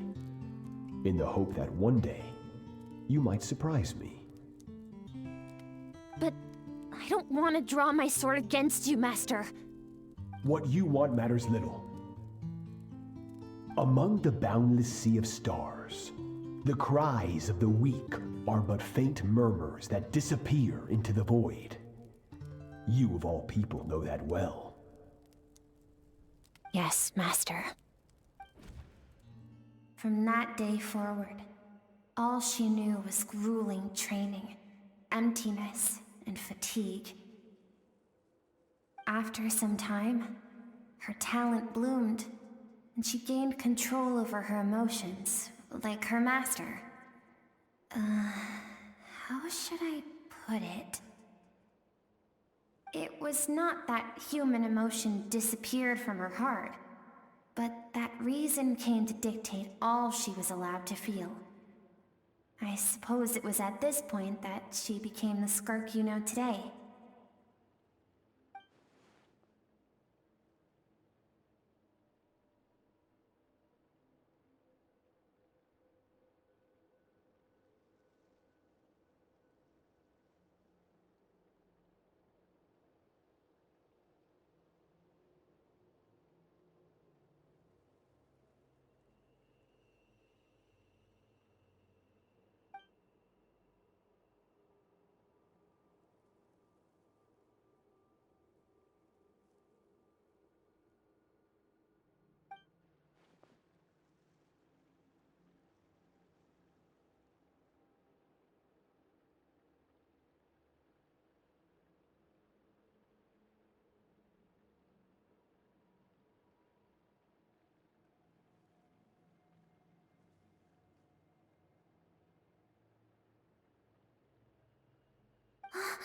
We're nearly there.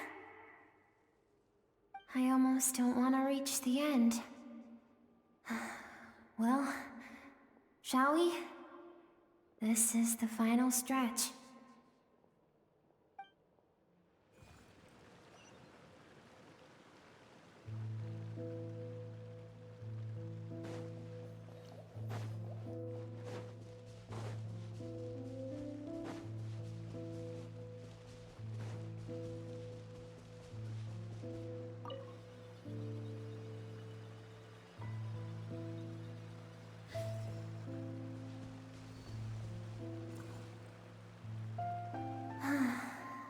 These are Skirk's happiest memories.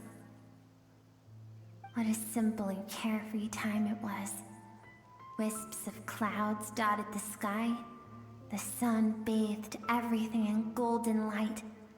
And when song filled the air, not even the shyest of flowers could resist swaying along. This is Skirk's homeland. She was so curious about everything as a child. Always skipping school to go exploring instead. There was so much to discover. The treasures at the bottom of the sea. The secrets beyond the stars. And that merchant ship packed with adults wearing those strange clothes. Yes, the ship. That was the beginning of the end. It was a spaceship. When it arrived, the people that disembarked wore smiles on their faces and spoke of friendship. They claimed to be merchants from a neighboring planet, looking to establish trade. Skirk's parents, her relatives, her neighbors, everyone welcomed the newcomers with open arms and allowed them to explore the planet. To them, the visitors were guests and should be treated with hospitality. No one had any idea of what was to come. Several months later, an army of unknown origin arrived without warning and carried out a ruthless campaign to destroy everything and everyone on the planet. Skirk had skipped school that day, like so many times before, so she was not caught in the immediate wave of destruction. But when she came home that day, Only fire and ruin awaited her. Countless people cried out to her for help. People she knew and loved. Friends and relatives. The little girl who lived next door. The shop owner with the bad leg. The bad-tempered teacher she had made fun of just that morning. Their lives were discarded like worthless trash as the fire consumed one life after another. Skirk was helpless. All she could do was run. And so she did. She kept running until an unexpected figure crossed her path. If Sertology hadn't been there in that moment, the fire would have claimed her life too. And there she would have remained, left to rot in the scorched earth, with no answer as to why any of this was happening.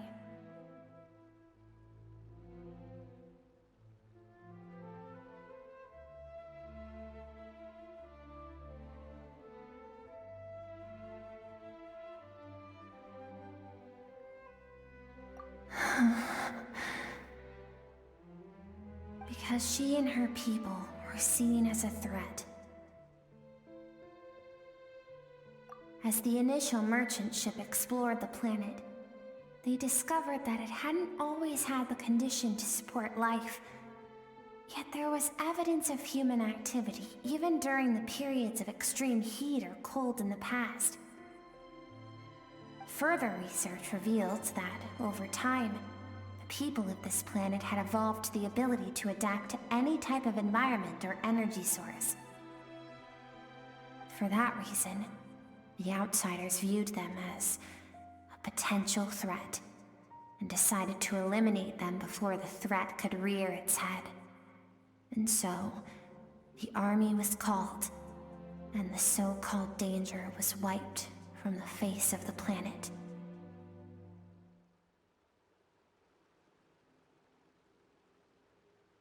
Senseless, isn't it?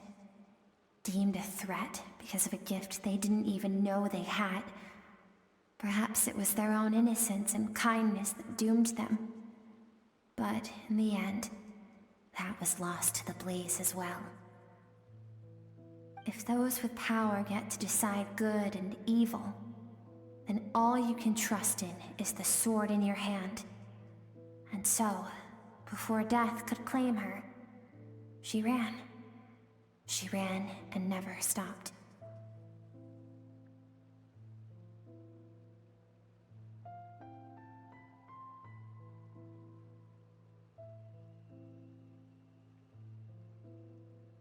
No one wants to relive their most painful moments. Well, that brings us to the end of the story. This is as far as we can go. Skirk is waiting over there. For both of us. Let's go to her. It's time to fulfill my purpose. And my greatest wish over all these years.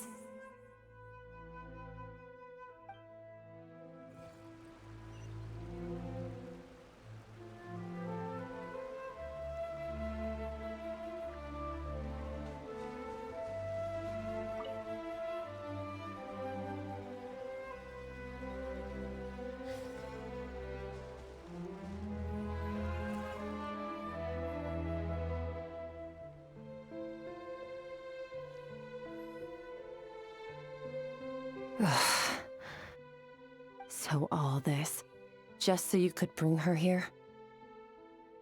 I have things to say to you. Well, to me. I want someone to witness our reconciliation, even if it takes an argument to get there. And she is the best choice in this moment.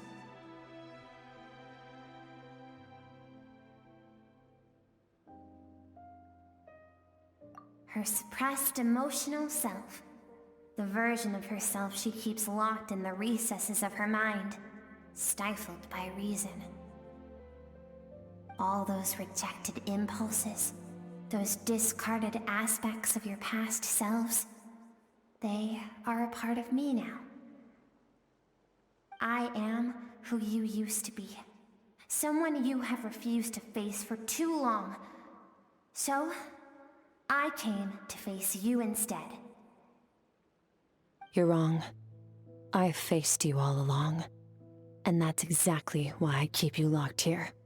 Your existence makes me weak. Moments of joy and longing are when we are most vulnerable. Don't forget, it was a penchant for goodness over reason that doomed our homeland in the first place. The vastness of the universe renders everything insignificant. Our feelings most of all. Even so, learning from the mistakes of the past doesn't have to mean erasing everything. Strip yourself of your so-called weaknesses, emotions like kindness and empathy, and what makes you any different from the ruthless soldiers who slaughtered our people? The difference is that I'm doing what is right, what is necessary. I allow you to exist, but with limited freedom. That is the greatest kindness I can offer. I've shouldered everything you couldn't carry. I rose above the numbness and emptiness, and it was cold, unfeeling reason that brought me this far. It made me who I am. It made me strong. That is the problem. I want to shoulder those things together. On the grand scale of the entire universe, maybe our feelings are vanishingly small, but why should that mean they don't matter? Emotion gives warmth to the cold expanse of space. It gives meaning to the world around us. Think back to those nights of gazing at the stars, those afternoons of exploring the unknown. Think back and let them grant you peace. A brief respite from the pressure you put on yourself.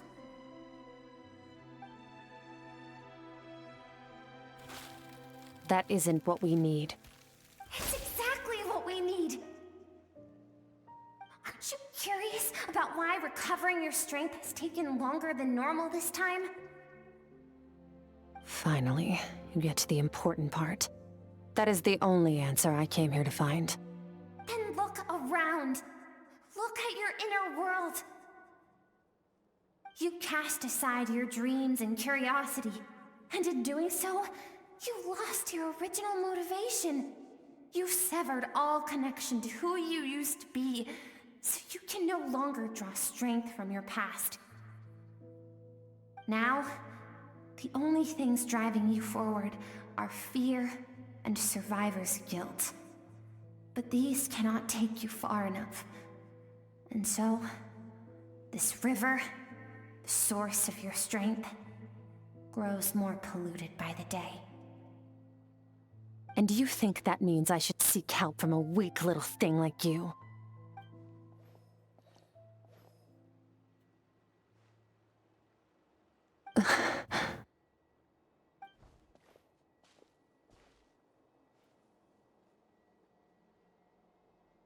Thank you for saying that. I knew bringing you here would be the right choice. To be honest, I'm not here to argue with you. This isn't about who's right or wrong. And in fact, I agree that in order to make it through the wake of that tragedy, we had to distance ourselves from the pain through reason over emotion. But what is right at one point in time isn't always right forever. I know you will never forget that fire. I know the fact that you were the sole survivor fills you with guilt. And I know that among the voices that haunt you, mine is there too. Because deep down, you know that you didn't turn out to be the person you wanted to be. All those unfulfilled hopes are like knives to the heart. And I don't want you to hurt anymore. So even if you can't accept me, I hope, at least, that you can let go. I keep thinking, maybe it would be better if I had died. I wouldn't be haunted by that fire all the time. I wouldn't have to go on like this.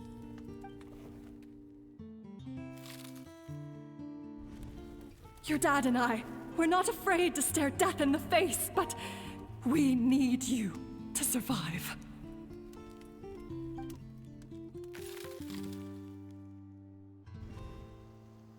I'm sick of being a kid. There's so many amazing things out there, and I'm ready to see them all.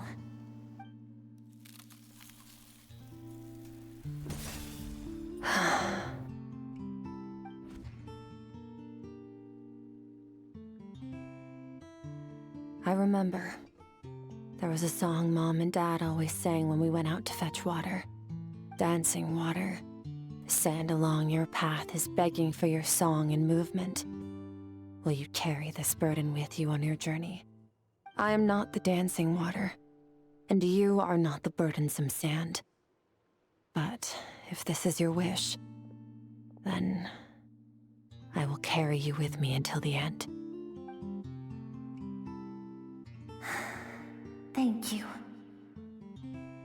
I should be thanking you.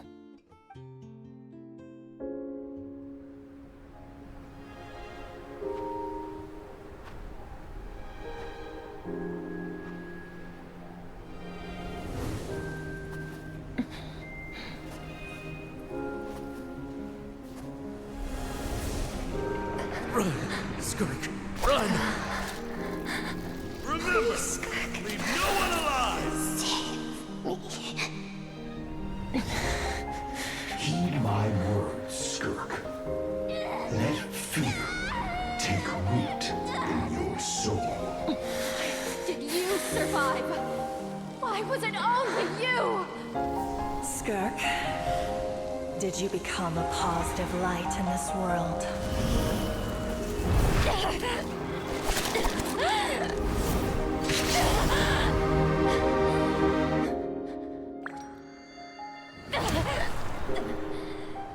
Hey, this doesn't have to be the end.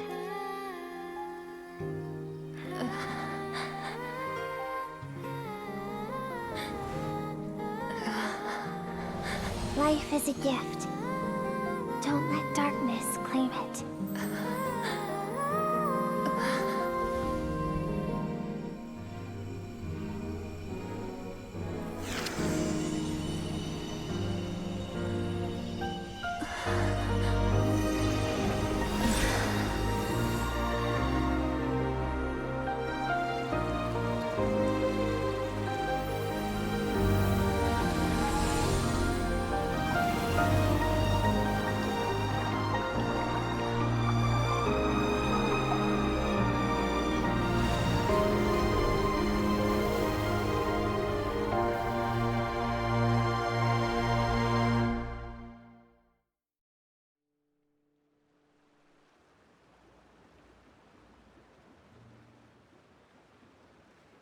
So, you saw my memories then. I once asked my master if survival of the strongest was the law of the universe. He said no. But in a world without order, those with no moral boundaries tend to be the ones who survive.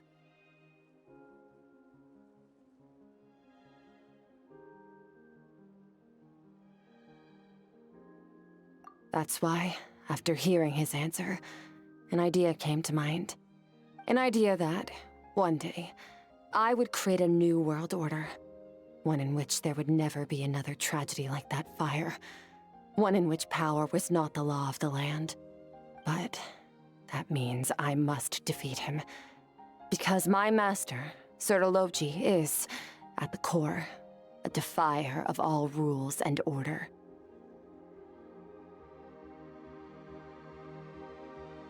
Yes, and not just because of the gap in our abilities, but also because I have no reason to see him as an enemy. Although his decision to train me was not made out of kindness, he did everything a master should. He saved my life, taught me the sword and the principles of strength, and for that, I respect him.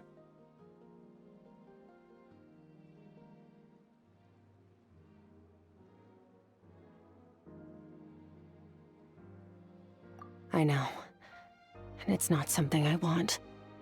But Master never goes back on his word. I have to treat everything he says as a promise. He's no longer in Teyvat, but he sends me messages through the abyss every now and then. Most of them are simple greetings, or an answer to one of my questions. Every time I hear from him, my heart skips a beat. And I wonder if this is the moment where he'll finally appear before me and tear down everything I've built to pieces. Maybe that means I do live in eternal fear, just like he said. Yes, I respect him, but I'm also afraid of him. And for that reason, the pursuit of strength consumes every moment of my life. I don't know what Master has planned, but I have to be ready. Help me? Why? This isn't your fight.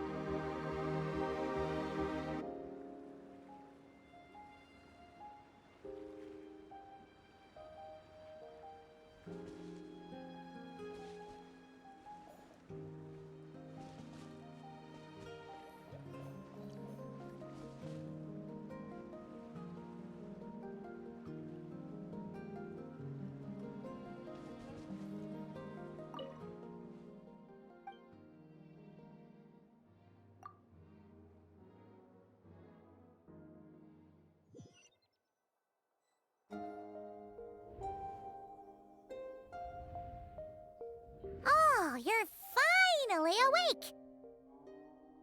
Honestly, Pаймon was gone for like 2 seconds and then she comes back and finds you both unconscious? Oh, you scared Pаймon half to death! You're both okay, right? What does it look like? Only water from the source can cleanse the rot and filth that flows from the past into the future. I taught you to incorporate the experiences from your journey into how you fight.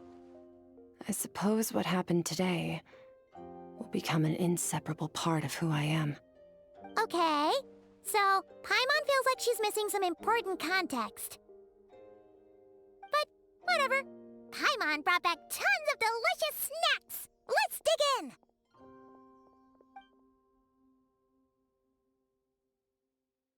All right. It's about time we finished what we started. We're gonna deal with this thief for good, right?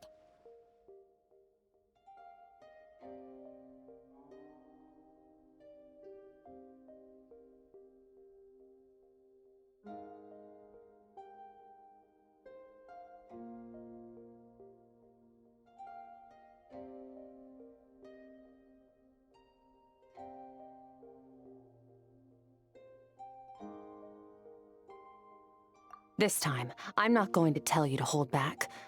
But having digested even more power in the meantime, he's going to be tougher than before. The good news is, we have no reason to pull our punches this time. So, let's go.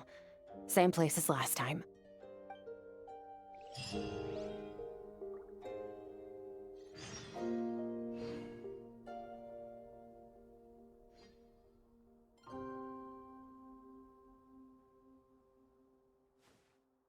Huh? Oh.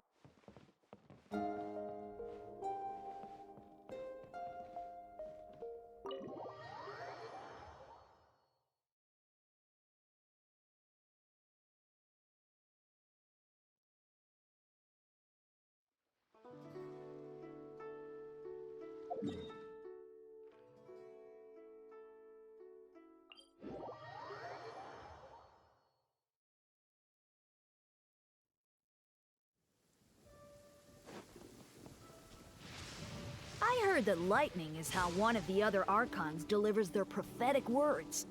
Not that I'm biased or anything, but Barbados definitely has a softer touch.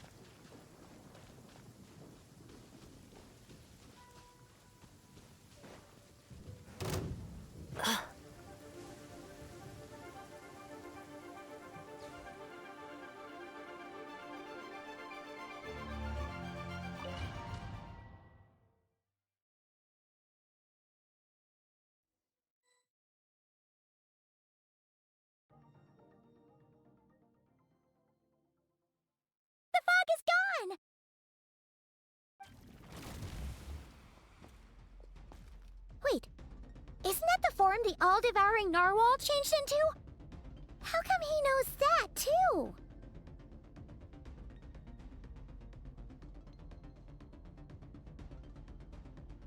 Really? So, you're telling Paimon that giant whale and this guy can both turn into the fowl?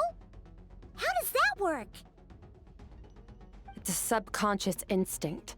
Any intelligent being who longs for his level of strength is bound to mimic his appearance. It's a natural response after encountering someone as powerful as Master. To them, he represents ultimate power. We know the person before us has encountered Master, and we know he stole a portion of my power.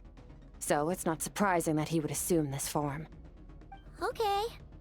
Oh, the closer Paimon looks, the more intimidating it gets. Nervalette isn't here this time, so it's up to us. He won't have the nerve to steal again after we're done with him. Let's teach this guy a lesson.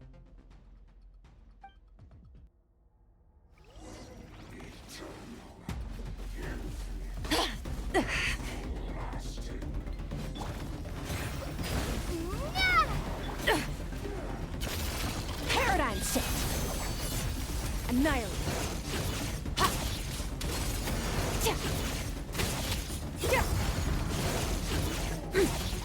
Haven't forgotten your training, I hope.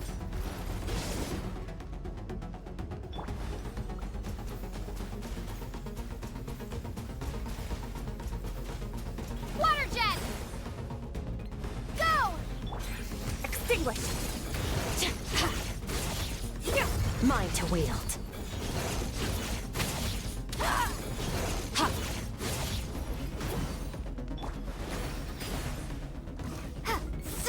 Go! Bombs away! Surge!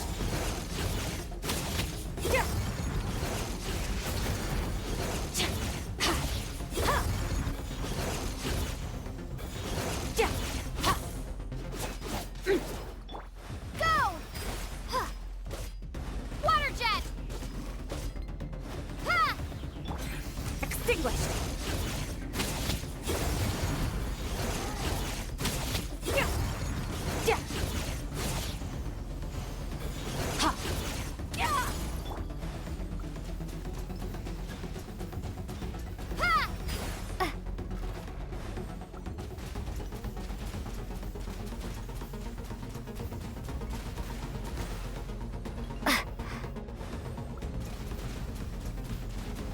Water jet!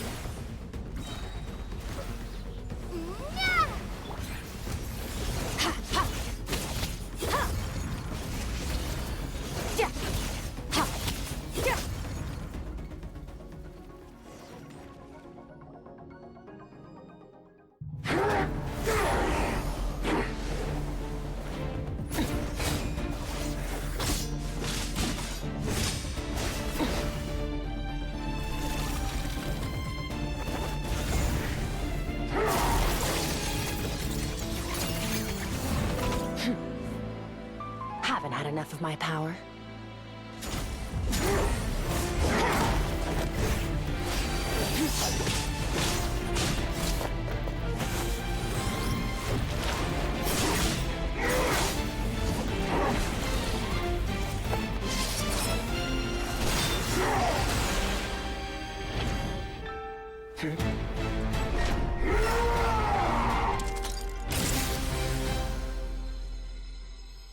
Well then, let's see how much more of this power you can handle.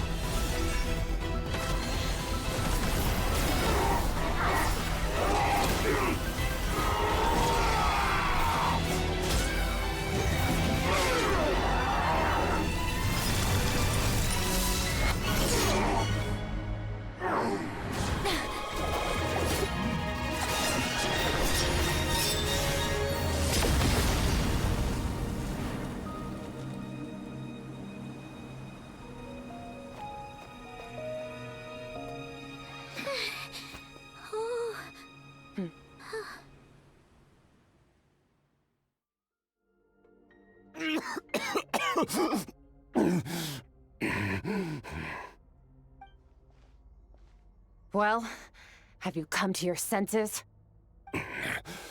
You saw that my body was at its limit. So, you deliberately channeled your power into me, knowing that it would destroy my shell from within. Such power. Such keen battle instincts. So you must be... Skirk, Sertologi's disciple. How long has it been? How long has he been away from Teyvat? Hundreds of years. Hundreds?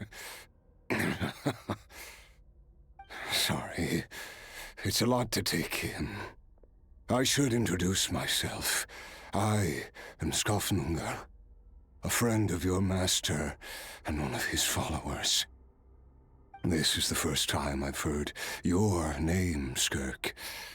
But hundreds of years ago, I knew you existed. And I knew you would come here. Hundreds of years ago? Sounds like you and Master have quite the history. Care to tell us about it? Of course. Might as well take advantage of a clear head while I can. The story starts a long, long time ago. I was born into a noble family in Conria. As the eldest son, I was set to inherit our title. But I contracted an incurable illness as a child, and everyone gave up on me. I trained the sword harder than anyone else, defeated all of my peers. But it was all in vain. When other people looked at me, all I saw in their eyes was pity, or a strange glee in my misfortune. Even my parents were just waiting for me to die. Over time, my heart hardened, and I became aimless. That was the point where I met your master, Sertologi. We were similar in age, but different in background. He was born in prison, the son of criminals who had been sentenced to death. He spent his childhood wandering the streets, facing more criticism than the literary works in the Universitas Magistrorum.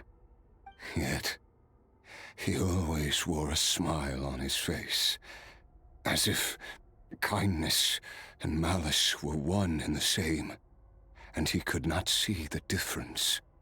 I still remember what he said to me when we first met. You need to fight to survive. Even if it's a losing battle, it should light a fire under you. How can you sit back like this and go down without a fight? That does sound like something he would say. He was the first to acknowledge that I was worth something, and he inspired me to keep going. When we sparred together, it was the first time I'd actually felt the thrill of combat. When I was 10, he stole forbidden research materials and managed to cure my illness. It was like there was nothing in this world he couldn't accomplish. When it came to the human form, he was always intent on pushing the boundaries of possibility. But somewhere along the way, I fell behind. My talents were nothing compared to his, and at some point, I realized he had pulled so far ahead, I was too embarrassed to even ask him to spar. After his grand endeavor was successful, he sought me out and said to me, "This planet no longer holds anything of interest to me, so I'm leaving. But first, I have an offer. I can use a power I have just refined to break the curse of immortality for you. Your death was once what we worked so hard to prevent.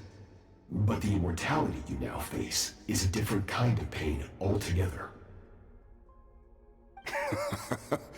I'll pass. Immortality doesn't sound so bad to me. Since I can't die, it means I have an infinite amount of time to get stronger. Maybe I'll finally catch up to you one day. And we can spar like we used to. Are you sure?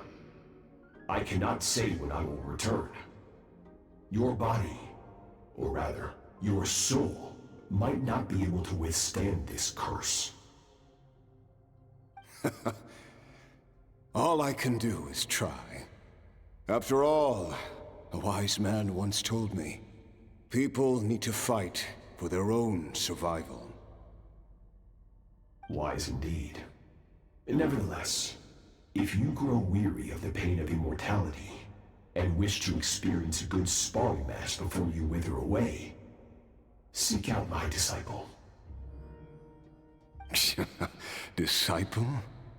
Never thought I'd hear that word coming from you. Nor I, but Vedifenir said I was destined to find a disciple out there in the universe, and bring her to Teyvat. You know as well as I, Vedifenir's prophecies are never wrong. Well, now I'm curious about who this disciple of yours will be. All Vedifenir said was that one day, the stars shall bow in her honor. Sounds pretty impressive. Of course. Only the most outstanding people would have the right to become my disciple. Still self-assured as ever, I see. But you're not wrong. I'll be leaving then.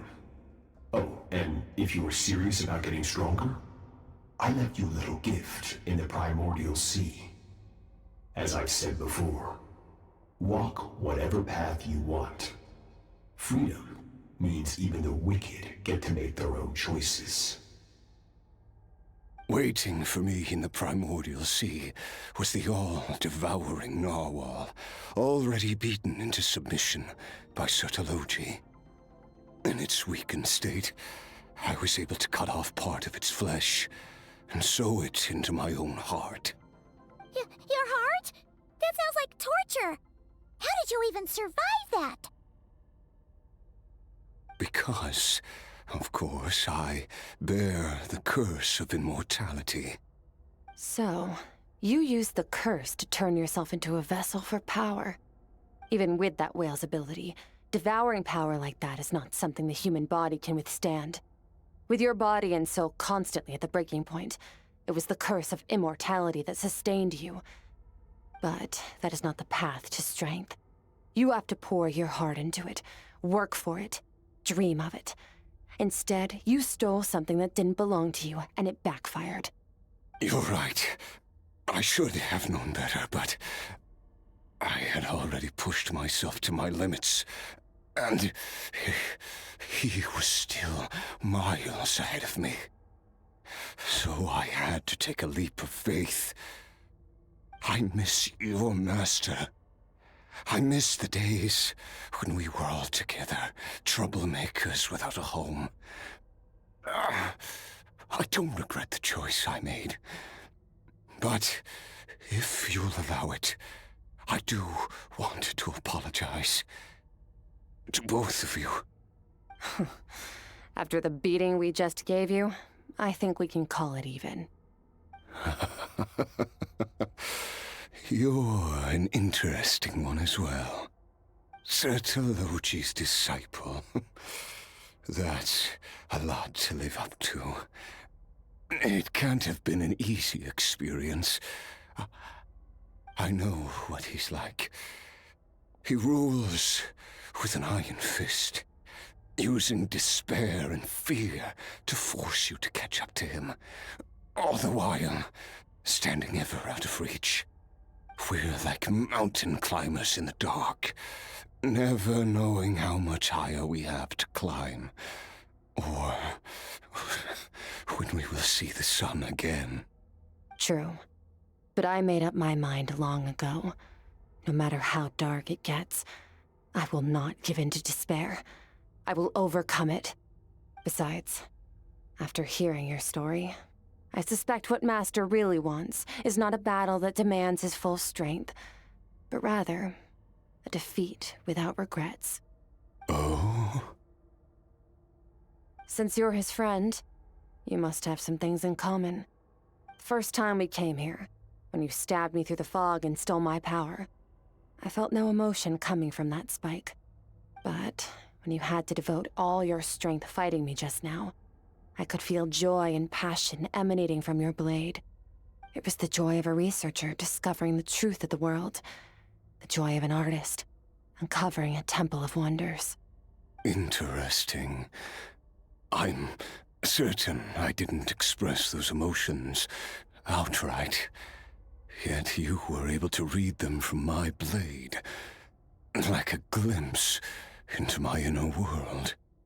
You're right.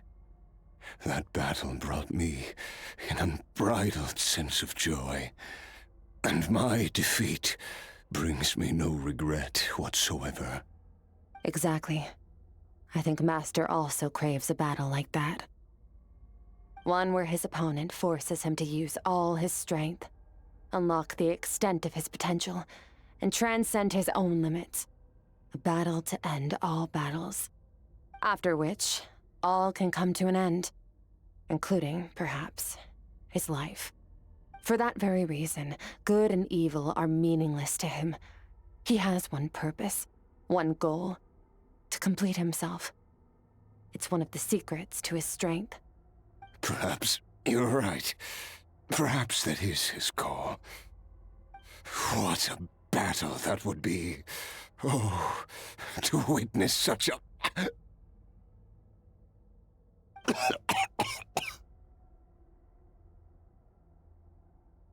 you okay? Too many different kinds of power are surging through my body. The curse of immortality allows it all to coexist, but it does not remove the pain.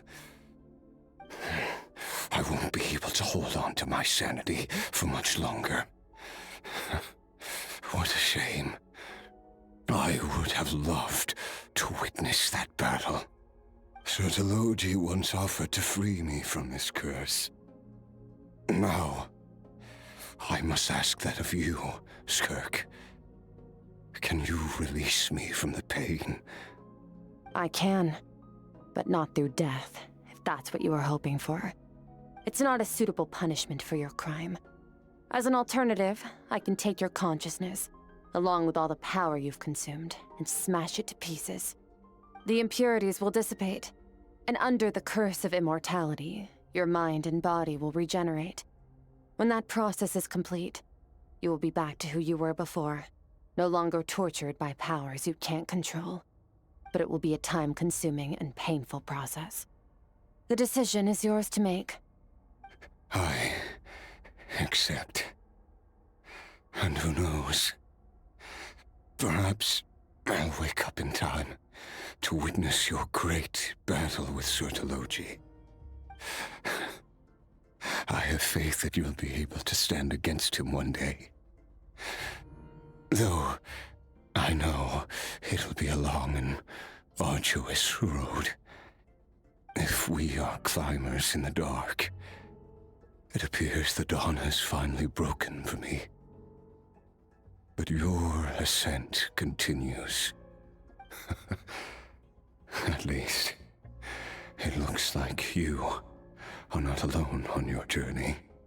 I will reach the top of this mountain, no matter what it takes. And you, Skofnunger, will be my witness at the end of all things. Whew, that's finally over. Let's get out of here. Huh, at least we don't have to make a mad dash for the exit like last time.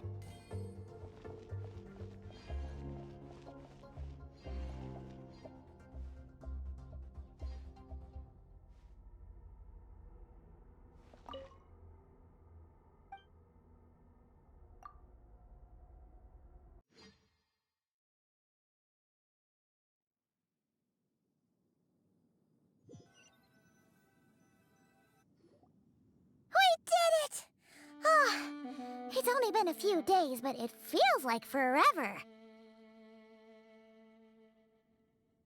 Once again, we've proved there's nothing we can't overcome. We're just... Wow, you sound even more confident than usual. Guess you really have become stronger. Today sure went by fast. It's night already. Oh wait, that reminds Pаймон. The stars you mentioned, the ones that died out, are they back now? Yes.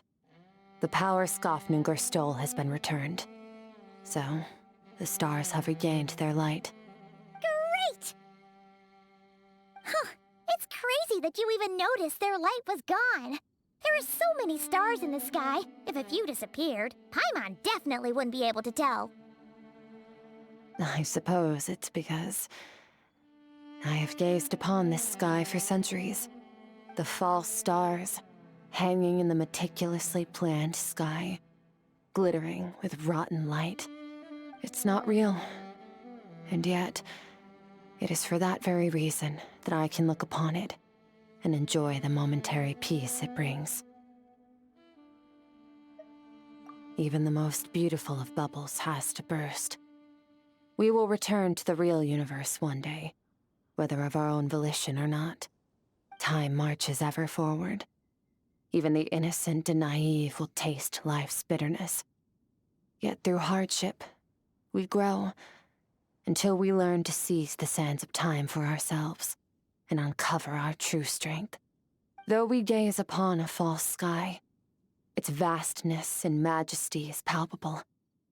One can only wonder, what is it going to take for kindness to reign supreme in the vast expanse of the universe? Ugh, this is all going over Paimon's head. But if she knows one thing, it's that the traveler always finds a way. Ever since we met, she has filled Paimon's days with happiness. No matter how tough things get, she always finds a way to make it better. If it's too big a job for one person, then we'll do it with two. And if two's still not enough, then three. We've met so many amazing friends and accomplished so many amazing things. As long as we don't give up, we can make any wish come true. I suppose when it comes to you, anything is possible. Well, I should be going. Now that my power is no longer isolated from my emotions, I need more practice to get used to it. I suppose fate will decide. Maybe we'll bump into each other on the street. Or maybe we'll reunite on a different planet entirely. Regardless, reunions and partings are but passing moments. More than anything, I hope that, at the end of this journey, wherever it takes us, we stand in a world reborn. One without war, pain, or forced partings. One where new life can bloom, even where there was once nothing but scorched earth. For this, we must all work to become stronger.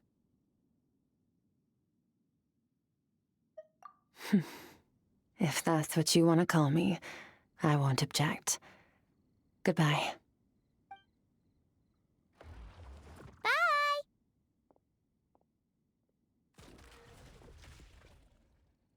Is it just Pаймон, or is she being nicer than before? We definitely count as friends after all that, don't you think? Hey, what do you think about camping here tonight? There's nothing quite like sleeping under the stars. Come tomorrow, we can continue our journey. Oh, and since Pаймон treated you to that super nice meal at Wanmin restaurant, it's about time you returned the favor.